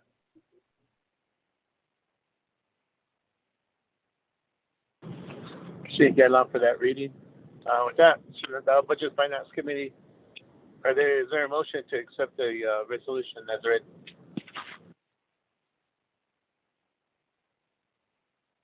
Motion, Vice Delegate Chair. Carter. Yellowhair, second motion. Delegate Motion Brown, by- second. Motion by Delegate Amberton Esmacrati, and second by Delegate Jimmy Yellowhair.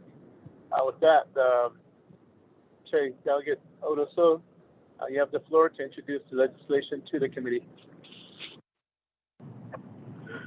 Yeah, that's what it's oh, not so sled, Oh. Okay, thank you very much. I appreciate the Budget and Finance Committee for hearing this particular legislation.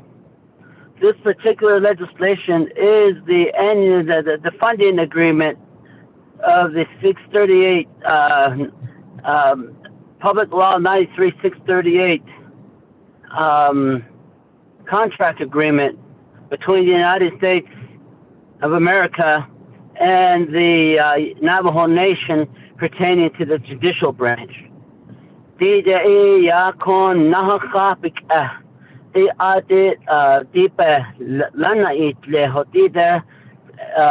638 agreement has a certain term, and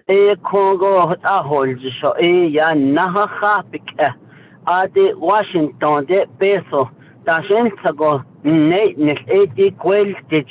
na behobo Washington has aja peso ban natje alcohol dan le na the Navajo Nation has entered into a 638 agreement with the United States government pertaining to the judicial branch.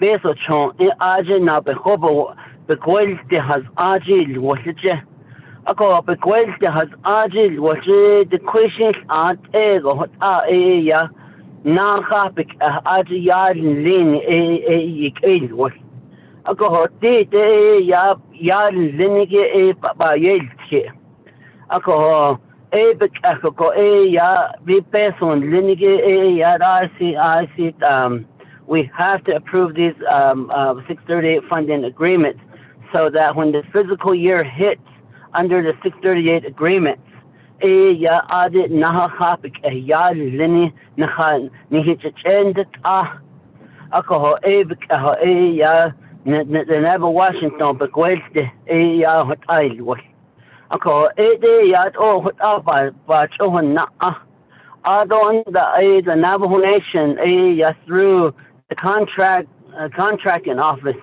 Office of Budget Management aja tashin sago indaj nisto judicial branch indaj nisto what go go na kapik peso ya besgat ako le aye huwanto ate huwante from the United States Congress ako ade tashin sago yalgin in hichi yanasne ako through their through the federal government's budget process adon the on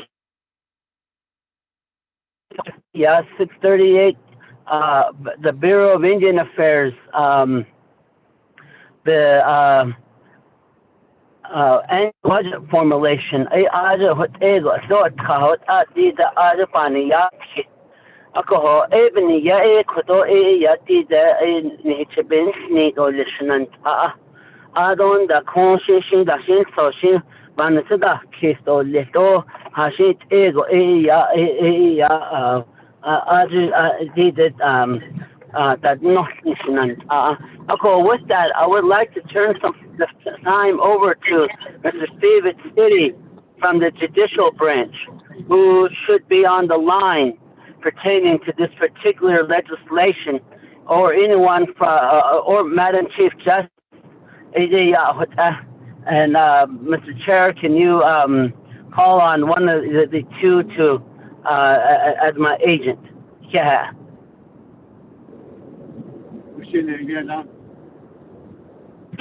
Che, Delegate Odo Sochnan. Madam Chief Justice Joanne Jane, are you on the line with us? Or Mr. Stephen Titty?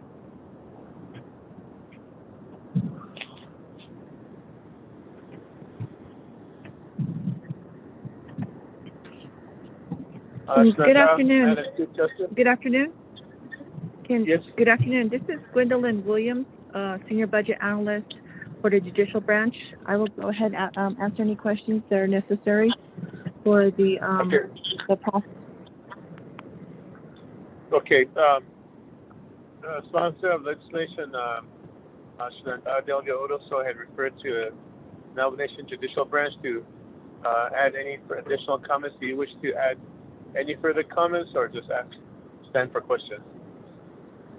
No, we do not wish to add any further comments. I believe Council Delegate Otto has responded in regards to all of the judicial branches requests. Thank you for that. Che, Delegate Odoso, defer back to you. Is that the extent of your presentation? Oh, Shananda, I will go ahead and end my presentation here. And since the judicial branch feels that I have covered the areas that are important about this 638 contract pertaining to the judicial branch annual funding agreement. So therefore, I yield the floor back over to the Budget and Finance Committee. Yeah. I'll just say not here, that's it. Delegate Odo. So with that, back to the committee. Budget and Finance Committee. There is a motion and a second. Is there any questions for on this legislation? Delegate Jimmy Yellowhair, you have the floor. I don't have a question, Chairman. We should just pick it up right now and motion to approve it. So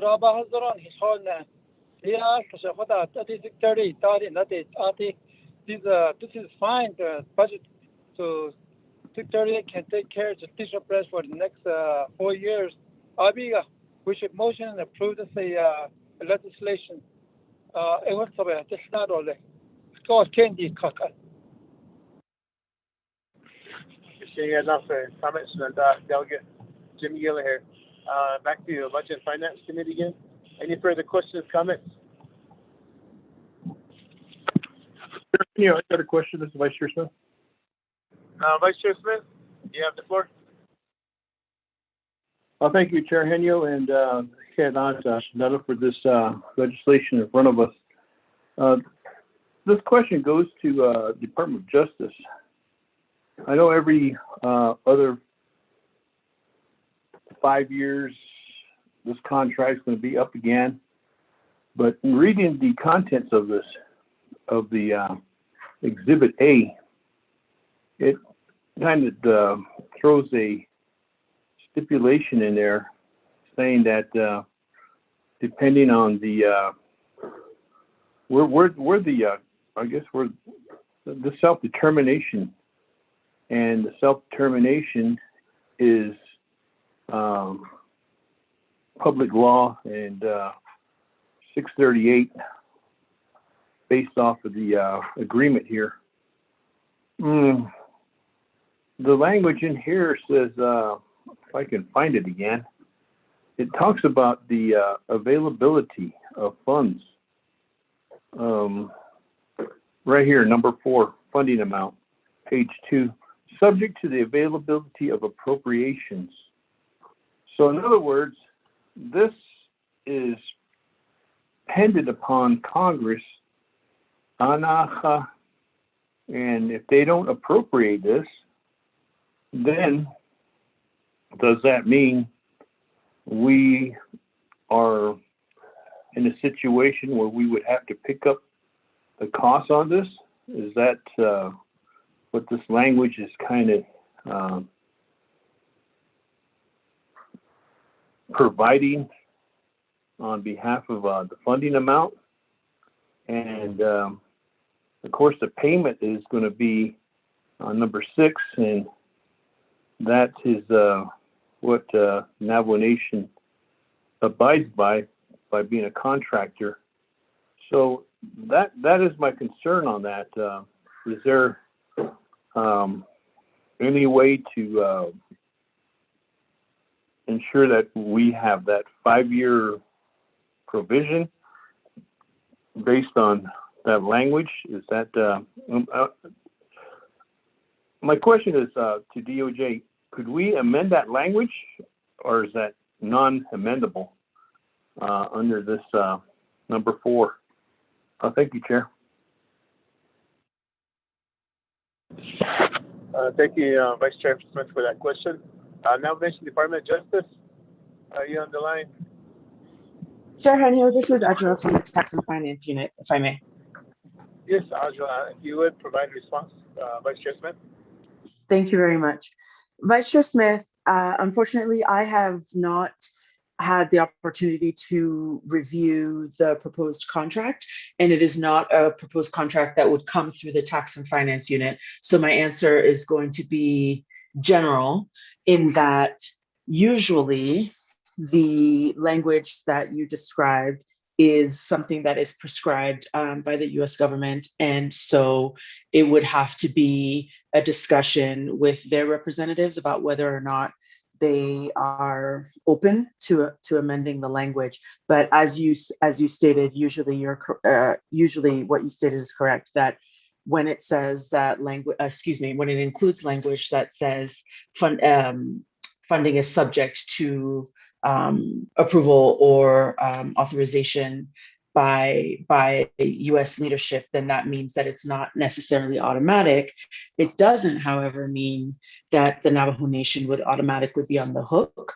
Again, I haven't read this particular contract, but a lot of times what will happen in these contracts between the Navajo Nation and either the federal government or even sometimes state governments is to make it clear that if the federal government or the state government does not appropriate funds, then it's not that the Navajo Nation is on the hook, but it's that then the money that should have been spent that year just doesn't get spent because the Navajo Nation did not get it from the other source, federal or state. I hope that answers your question, Vice Chair Smith. Thank you, Chair. Thank you for that response, back to the committee, Budget and Finance Committee. Any further questions, comments? Thank you, Chair Henio. One last question I'd like to ask yes, I'm a justice or maybe, yeah. Thank you, sir.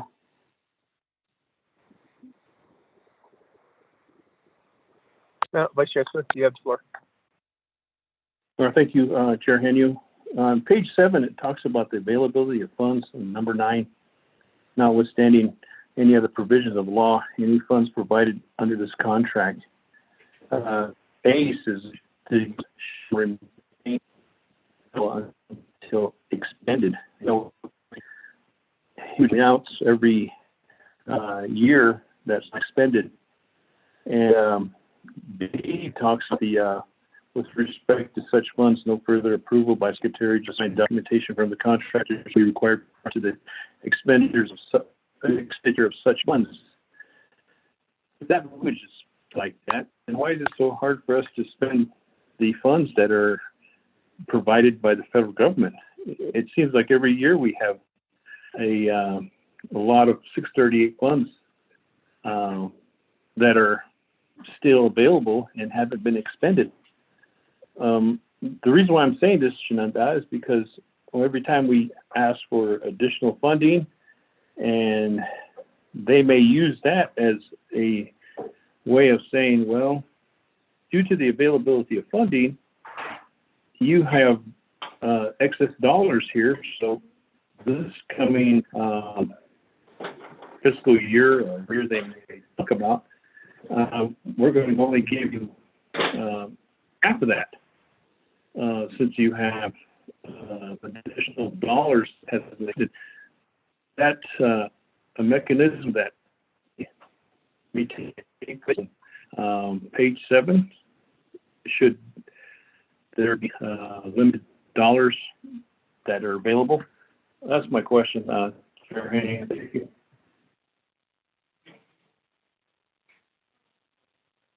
Yes, Vice Chair Smith, is this directed towards DOJ also?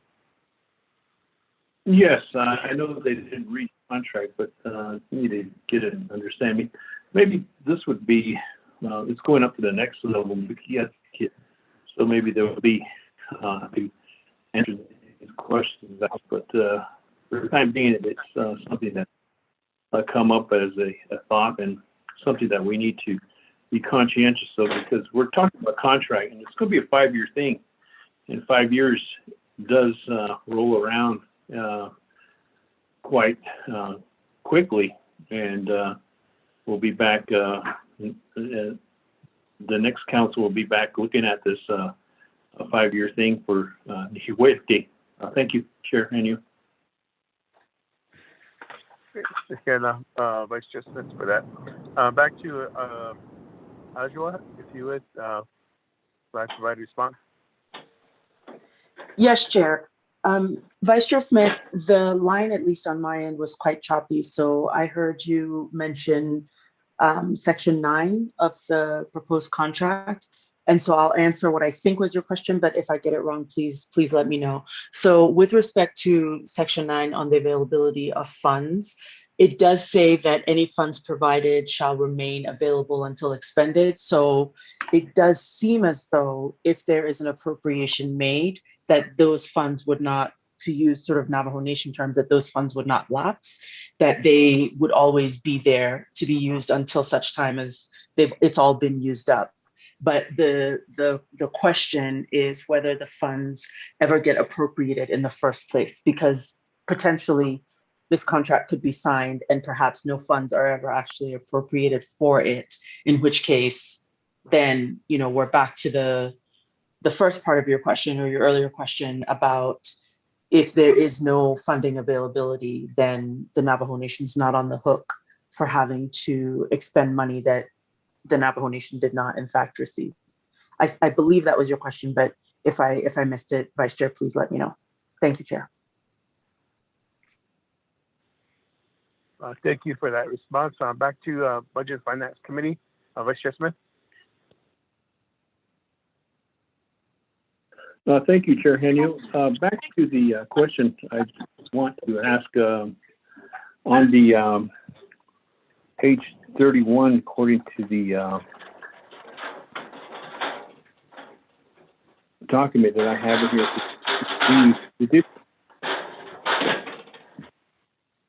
the judicial branch of the Navajo Nation scope of work. Has this been reviewed, and has this been, or is this just a, I guess, for lack of terms, regurgitated? It seems to be just glossed over and put in there as an exhibit that there's a scope of work. Is there a change of scope of work? Is there a change that needs to be incorporated? Because this is going in front of Nabikiati, and Nabikiati is the final authority. I guess the question goes to judicial branch. It says no changes, CY 2022 scope of work. Has a mission, vision, scope of work, and is there any additional work that needs to be changed on this? That's my question on behalf of this. Thank you, Chair. Chairman Henio, this is Stephen at City from the Judicial Branch. I'm on the line. Thank you, Mr. Chitty, for announcing that you're on the line. You're so recognized. With that, back to Che Delegate Odosode, and the question from Vice Chairman. Oh, yeah, thank you very much. This process pertaining to the 638 contract, this is the normal process that the Navajo Nation goes through pertaining to the 638 budget. And whether it's public safety or whether it's judicial, whether it's any other 638 contract, this is the normal process. Cordell Shorty Shop, Office Budget Management, at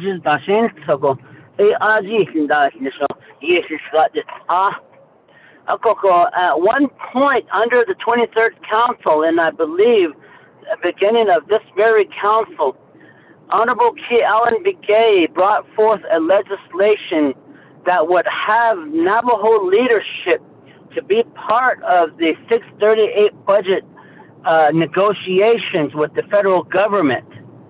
And that very in particular legislation has failed in the within the Navajo Nation Council, and I believe that legislation was defeated. But Honorable K. Allen Begay, that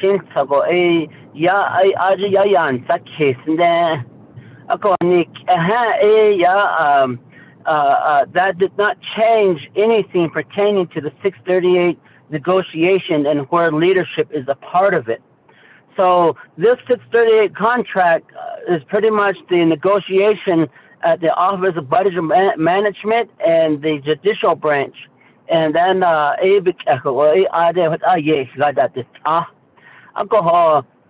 do hear your concern, and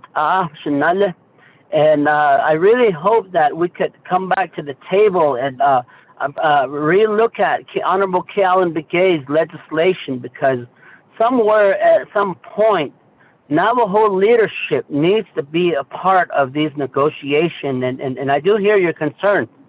You know, the Navajo Nation population needs to be included, because Neva Washington and the population is increasing, and therefore it poses a lot of potential of underfunding programs. You know that about 2 years ago, the Navajo Nation was awarded about $18 million in underfunding these 630 contracts, where the Navajo Nation took the United States government to the courts, indicating that they've been underfunding the judicial branch for so many years. But at the same time, our Department of Justice is reviewing those aspects, and I do have an issue pertaining to the term of based off of availability of funds, and all of our 630 contracts are like that. I believe Honorable Smith brought forth the contract for the Navajo housing or the home improvement program before us, and those same words were in that same contract. So, that's just the general format that Office of Budget Management, Cordell Shorty Shop follows. And as they work with the tribal programs that this direct funding is going to affecting, and in this case, this is the judicial branch. And Mr. Steven City is on the line, and he can expand on how much, what type of process happened on the negotiation for this. But I do agree that at some point we really need to look at policy again and change policy so that whether it's the oversight committee of that program needs to be involved in the 638 contract. This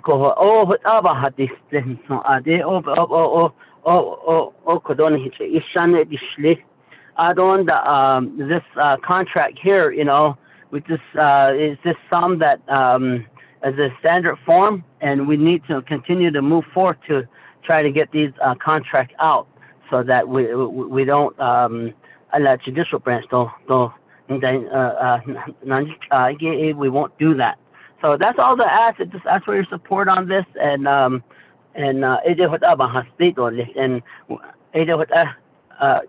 Vice Chairman, I'll yield the floor back to you.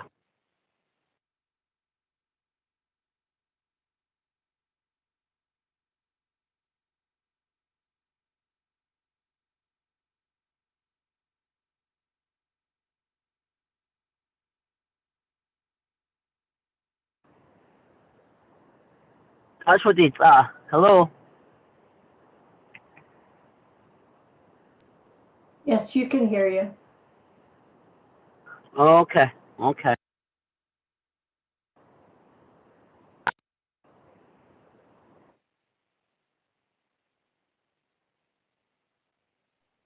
Tergenio, presentation is completed now. Okay, there it is. I'm unmuted. Somehow I got muted. This is Steve City. I'm still on the line, available. With back to the Budget and Finance Committee, any further questions or comments regarding this legislation that we have before us?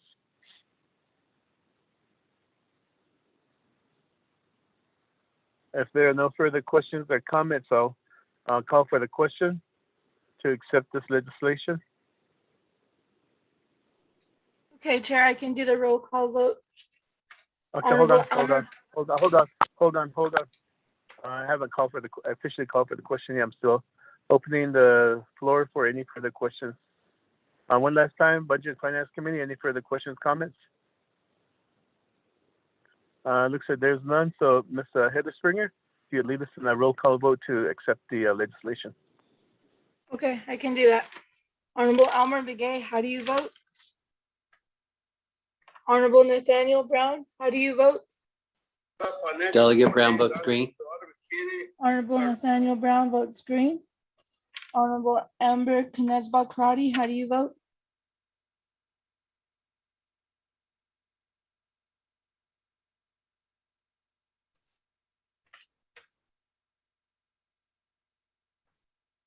Honorable Raymond Smith Jr., how do you vote?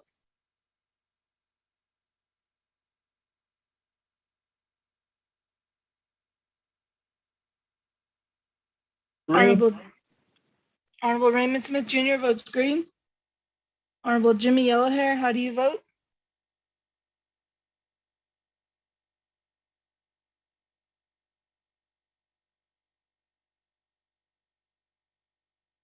Again, Honorable Amber Knezba Karate, how do you vote? And Honorable Jimmy Yellowhair, how do you vote? How about green? Honorable Jimmy Yellowhair votes green. Chair, you have 3 members in favor, 0 opposed, and chair not voting. For that roll call vote. We do have a vote, pass the vote of 3 in favor, 0 opposed, the chair not voting. Therefore, Delegate Otoso for bringing this legislation before the committee, and we will see you Nabikirke.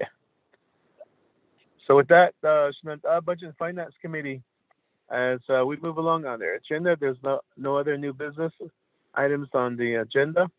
Therefore, next item is close of business. Written announcements. There are no written announcements. So, what is there a motion to adjourn? Yeah. This is Peggy. No, Peggy. Before I recognize the motion to adjourn, go ahead. We have two items on the agenda, Chair. Item C is scheduling an off-reservation travel, and then D is scheduling a work session.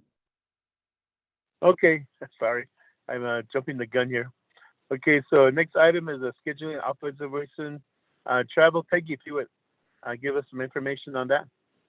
Okay, Chair Hideo, the committee was sent an invitation to meet with CKP Insurance with a joint meeting with the RDC. And that was for the end of August. However, we were right in the middle of budget hearings. And so now they've rescheduled those meetings to September 23rd and 24th to be held at the Scottsdale office of CKP. However, you have to keep in mind that the P card use was limited to September 10th. So you can't use your P card. And so I've told the CKP that this is happening. And so I think this would be more like an off reservation travel for those that want to still claim travel using their own funds, or it could be a virtual meeting set up for the committee. So that's September 23rd and 24th in Scottsdale. Mr. Chair. Thank you for giving us the information, Peggy. With that, Budget and Finance Committee, is there a motion? This is Delegate Brown, I'll motion. Motion by Delegate Nathaniel Brown. Is there a second? Yellowhair. Delegate Jimmy Yellowhair. So there is a motion and second. I believe, committee members, that it'll be open to both, as it was last time with a virtual meeting setup for those that wish to just call in. And then, of course, as stated, you wish to take it, the off-reservation travel, it would be on your own for your expense until you get reimbursed later in the year. So with that, any further questions, comments, committee members? Chair Henios, Vice Chair Smith, thank you for the question. Vice Chair Smith, you have the floor. Thank you. Thank you, Shetta, for bringing that information on the joint meeting, PKP. Is this on the insurance that Navajo Nation and the joint meeting with RDC? Is that what we're doing? And is it down in, where's the meeting at? Shenandoah, those are my questions. Thank you. Shenandoah, Vice Chair Smith. Yes, it is a rescheduled meeting with RDC and CKP Insurance on the drought insurance, and it is in Scottsdale at the CKP offices down there in Scottsdale. I believe we've been there one time for a meeting. I believe they did a check presentation down there when we were both down there last couple of years ago, I believe it was. Vice Chair Smith.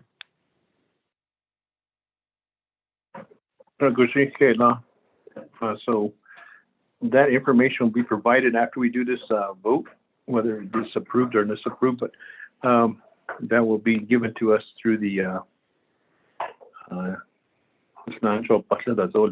Thank you. Information will be shared once the committee takes action. Any further questions, comments, committee members? Not hearing any. So with that, I'll move to call for the question. Ms. Heather Springer, if you would lead us in roll call vote. I can do that, Chair. Honorable Elmer Begay, how do you vote? Honorable Amber Knezba Crotty, how do you vote? Shadeja, Delegate Amber Keenan-Squad Crotty, I'll vote red. Thank you. Honorable Amber Knezba Crotty votes red. Honorable Nathaniel Brown, how do you vote? Delegate Brown votes green. Yeah. Honorable Nathaniel Brown votes green. Honorable Raymond Smith Jr., how do you vote? Green. Honorable Raymond Smith Jr. votes green. Honorable Jimmy Yellowhair, how do you vote?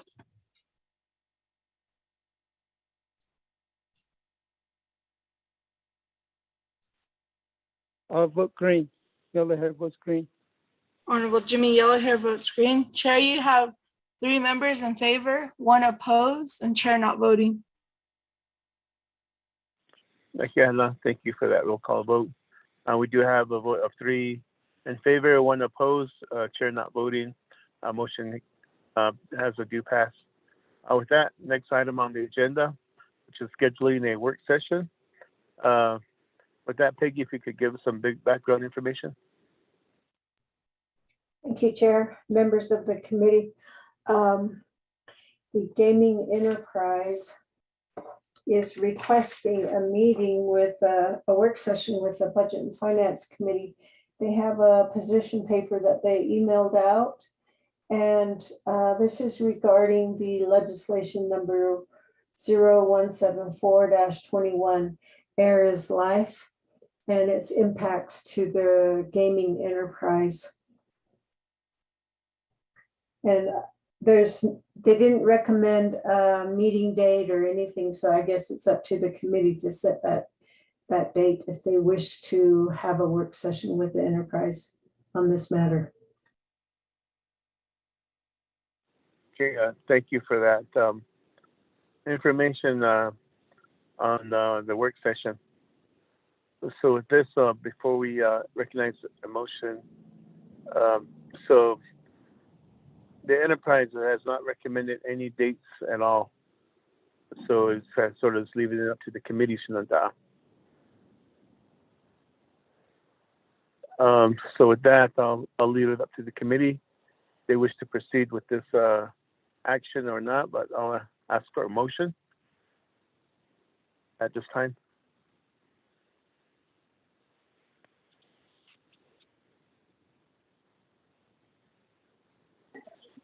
Is there a motion? I'll motion Is this Delegate Yellowhair? Is this Delegate Yellowhair? Or is this Delegate Brown?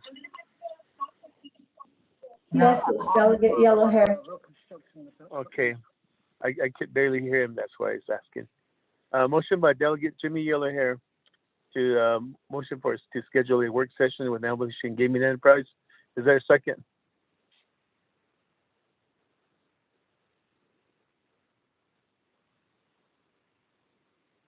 Is there a second to the motion to schedule a work session?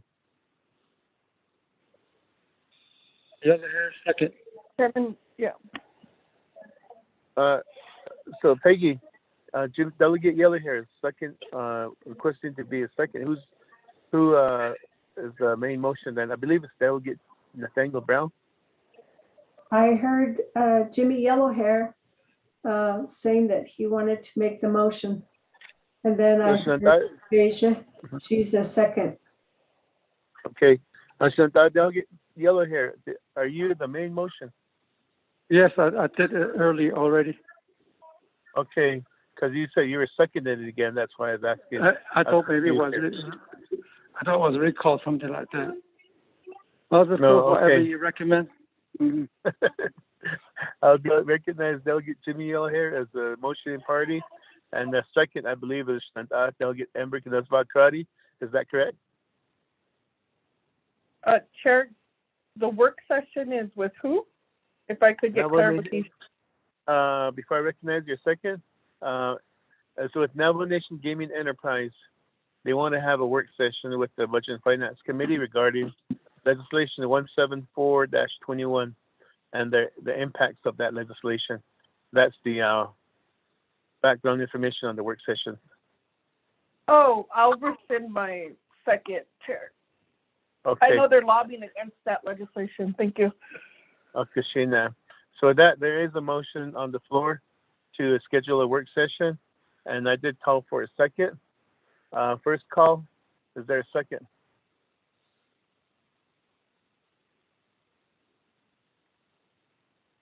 Is there a second to the motion to schedule a work session? Second call? This is Delegate Brown, I'll second. Okay, Sheena, second by Shinanta, Delegate Nathaniel Brown. So we do have a motion and a second. With that, Shinanta Budget and Finance Committee, are there any recommendations for dates for the work session?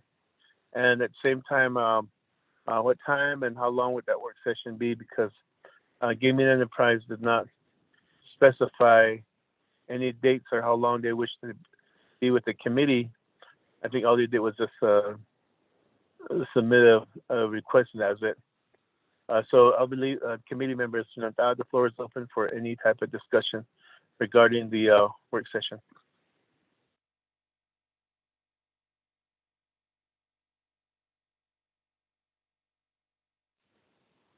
Chair Henio, this is Vice Chair Smith. Vice Chair Smith, you have the floor. Thank you. Regarding the dates and time and location, before I even think of that, how far has this legislation gone? Has it gone through health and education, law and order, resource development? I know we're fourth down the list here, and then Nabagiati and the Navajo Nation Council. High legislation, and then that would give us a time frame of when we can do a work session on this. Because if we put a work session, then it'll be up at B and F, and that's when we come together to do action. That would be an action item. That's my question. How far along is this? Thank you. Thank you, Vice Chair Smith, for that question. And for the committee yesterday, Law and Order met, and it was on their agenda. This legislation was on the agenda yesterday, and I got kicked off before they got to the new business item, but I believe they took action on it yesterday, Vice Chair Smith and the Budget and Finance Committee, for your information.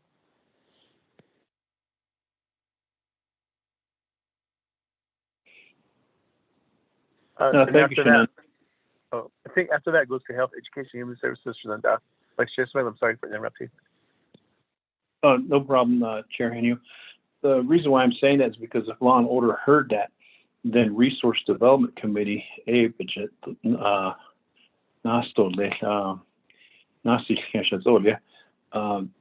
have their meetings on Wednesday. And then I think we're having a special meeting too coming up next week. So I think they're wanting to push this and get this in Navajo Nation Council before fall session or during fall session. I just wanted to make that comment, Shananda. Thank you.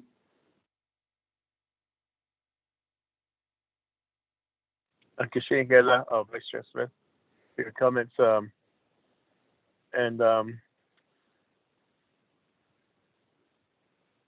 Yes, RDC will have their meetings. Our next regular meeting is September 14th. Our 21st, I'm sorry, September 21st is our next regular meeting. So that's when we'll be meeting again. So hopefully we'll be able to schedule a work session as with the motion and seconding party. Any further questions, comments?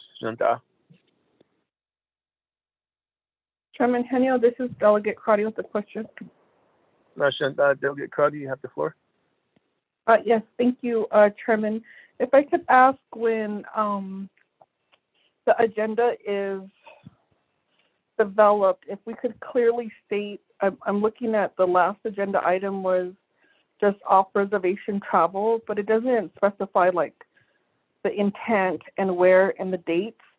Could that be added to, I know we voted on this agenda, but if I could make that recommendation, and if we could also have similar language to a work session, who's requesting it, what will be the item, and I understand as a committee we need to identify a date or time. It's just easier because when it just says a work session, that's not clear. And so thank you for the clarification. I appreciate that, so I was able to withdraw my motion. Thank you, Chair. Yeah, thank you for the recommendation, Shanata.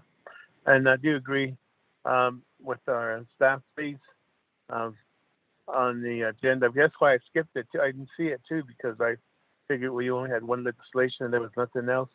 But if we could be more descriptive on these sorts of items, and that way we could be able to think through it before we get to the agenda item.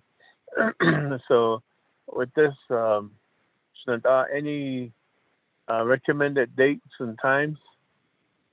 I'm just really feeling uneasy because of if they're requesting for a work session, they should provide us some dates of when they plan to meet with us, but they just throw this out there and we're stuck with trying to decide when we should accommodate them. So with this, back to the committee, Shanata, are there any recommended dates and times for the work session?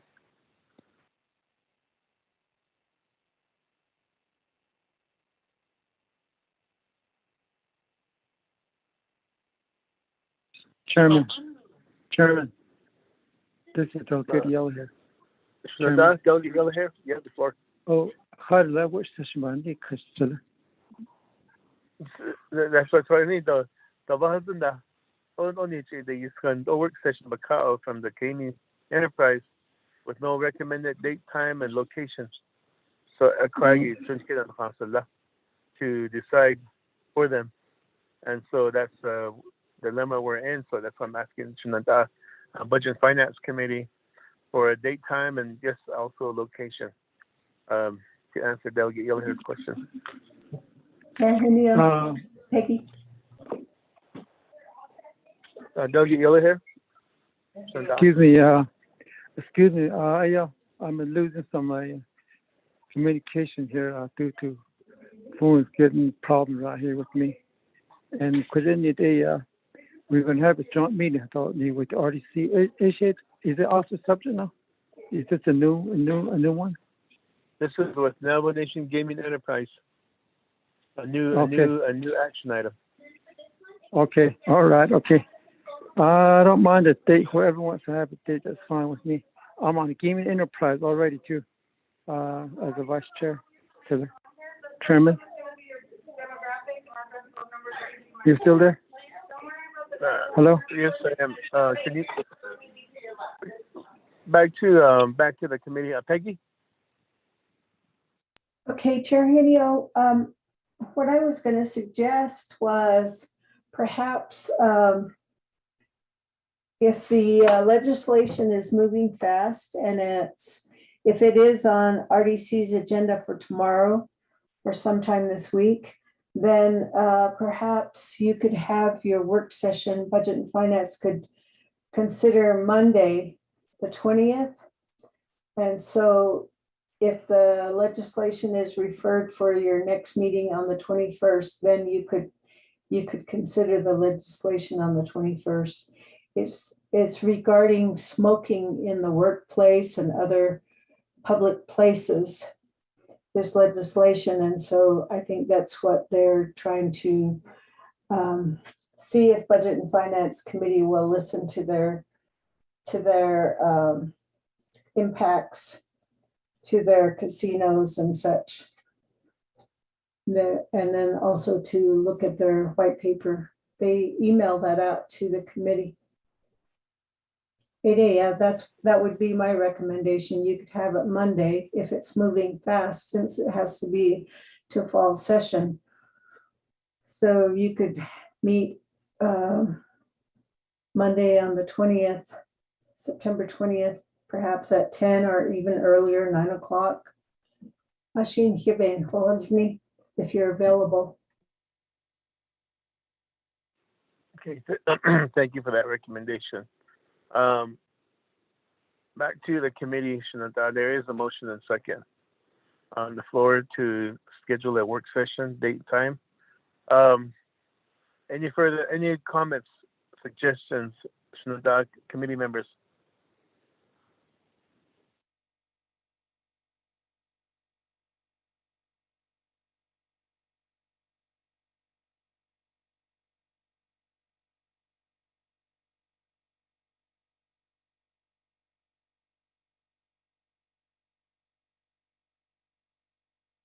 Shanada Budget and Finance Committee, any questions, suggestions on dates and times?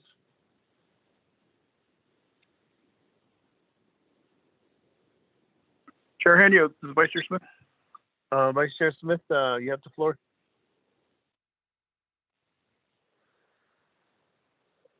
September 18th, John.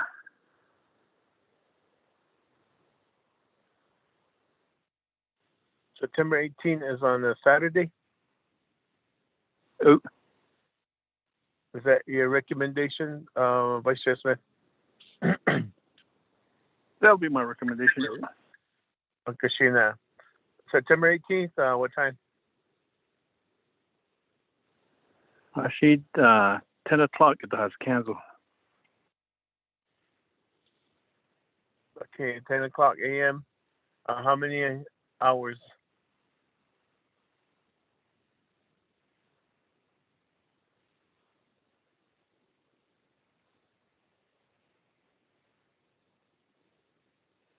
One hour all day long, Vice Chair Smith? She'd 2 hours of late.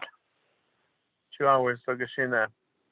Monday, Sunday, Saturday, September 18th, 10 a.m. to 12 p.m. Be virtual call-in or location? Virtual call-in. Okay, virtual call-in. With that, committee members, there's a recommendation for September 18th from 10 a.m. to 12 p.m. work session with Navajo Nation Gaming Enterprise. With usually work sessions don't require a quorum, so but I'll go to each committee member if that date is open. Delegate Jimmy Yellowhair.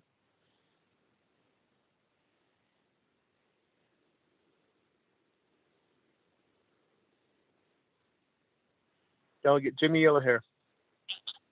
I don't mind on what my suggested. I don't mind on the same date too. Okay. Delegate Amber Tanaswakani. Chairman Henio, I'm not available that date and time. Thank you. Makashina. Delegate Nathaniel Brown. For this Saturday on the 18th, we have the Western Agency Council meeting. However, as a work session, I can still call in. So that will work for me. Kashina. Delegate Elmer P. Begay, are you on the line?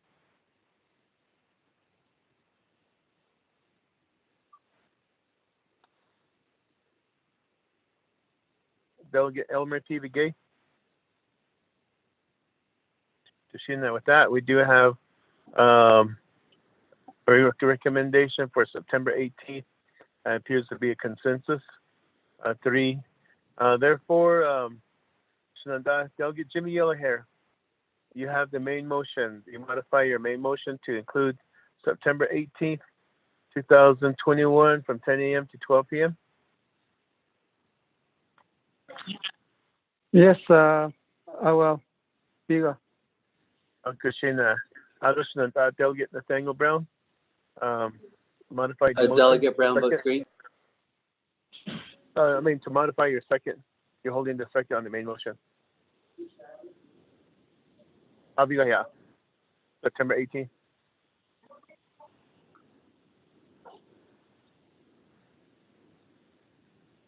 Kashina, with that, we'll move towards September 18th, 2021 at 10 o'clock a.m. For a work session as part of the main motion. With that, Delegate Raymond Smith, Vice Chair Smith, and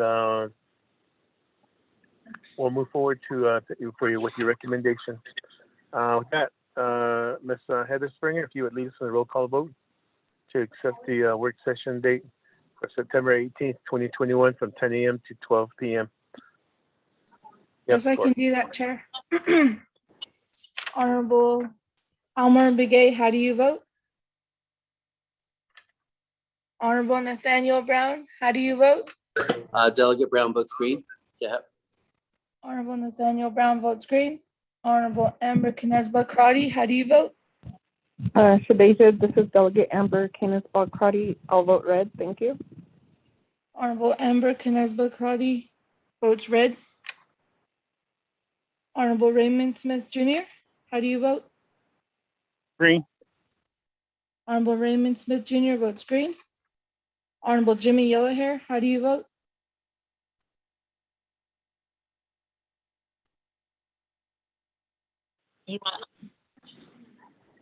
I'll vote green. Honorable Jimmy Yellowhair votes green. Chair, you have 3 members in favor, 1 opposed, and chair not voting. Christina, thank you for that roll call vote. We do have 3 in favor, 1 opposed, a chair not voting. With that, carry do pass for the scheduling of the work session. So Peggy, if you would contact Navajo Nation Gaming Enterprise and advise them of the date and time, and then we can move forward with that after that. So with that, that takes care of all of the new business items, action items, down to the end of our agenda, close of business, written reports, and motion to adjourn. Is there a motion to adjourn? Chair Henio? Peggy? That isn't me, Chair Henio, that's Dr. Yellowman was asking a question, I think. I think we're at the end of our business item. Who was calling Chair Henio? That was Dr. Pearl Yellowman. Or Dr. Yellowman? Thank you, Chair. Just quickly, I do want to let you know that we were on the line and we did receive, we did note the question and concern from Delegate Crotty, and we will respond to that. Thank you. Delegate Dr. Yellowman, for your being on the line with us and their staff, and also taking note of the concerns that were brought before. So thank you for that, and we look forward to hearing from your office on the response to those concerns. Thank you. Akashina. With that, Budget and Finance Committee, is there a motion to adjourn? Delegate Yellowhair. This is Delegate Brown. I'll second. Okay, motion by Delegate Jimmy Yellowhair to adjourn, second by Delegate Nathaniel Brown. With that, Budget and Finance Committee, any parting questions, comments? Ms. Heather Springer, if you would lead us in a roll call vote to adjourn. Okay, I can do that, Chair. Honorable Almer Begay, how do you vote? Honorable Nathaniel Brown, how do you vote? So Delegate Brown, yes, I vote green. Honorable Nathaniel Brown votes green. Yes. Honorable Amber Kinesba Crotty, how do you vote? Shadeja, Delegate Amber Canis-Bog Crotty, and I vote green. Thank you for helping us. Appreciate it. Honorable Amber Kinesba Crotty votes green. Honorable Raymond Smith Jr., how do you vote? Green. Honorable Raymond Smith Jr. votes green. Honorable Jimmy Yellowhair, how do you vote?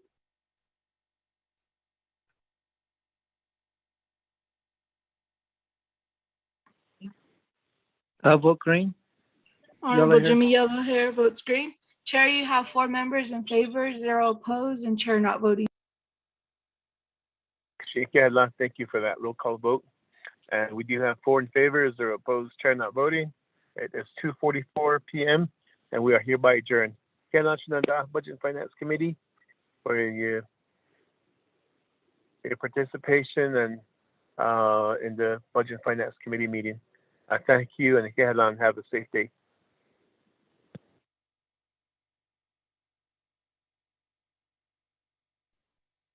Chair Henio, the committee report will be ready. So it'll be left, I'll give it to Ramona to put in your box. You can coordinate with her. Thank you. Christina, yes, I'm halfway to Winter Rock now. I'm Okay. sitting on the side of the road, and so I'll be there later on. All right. Well, thank you, everybody, for participating in our Budget and Finance Committee meeting, and you guys have a good day. Thank you.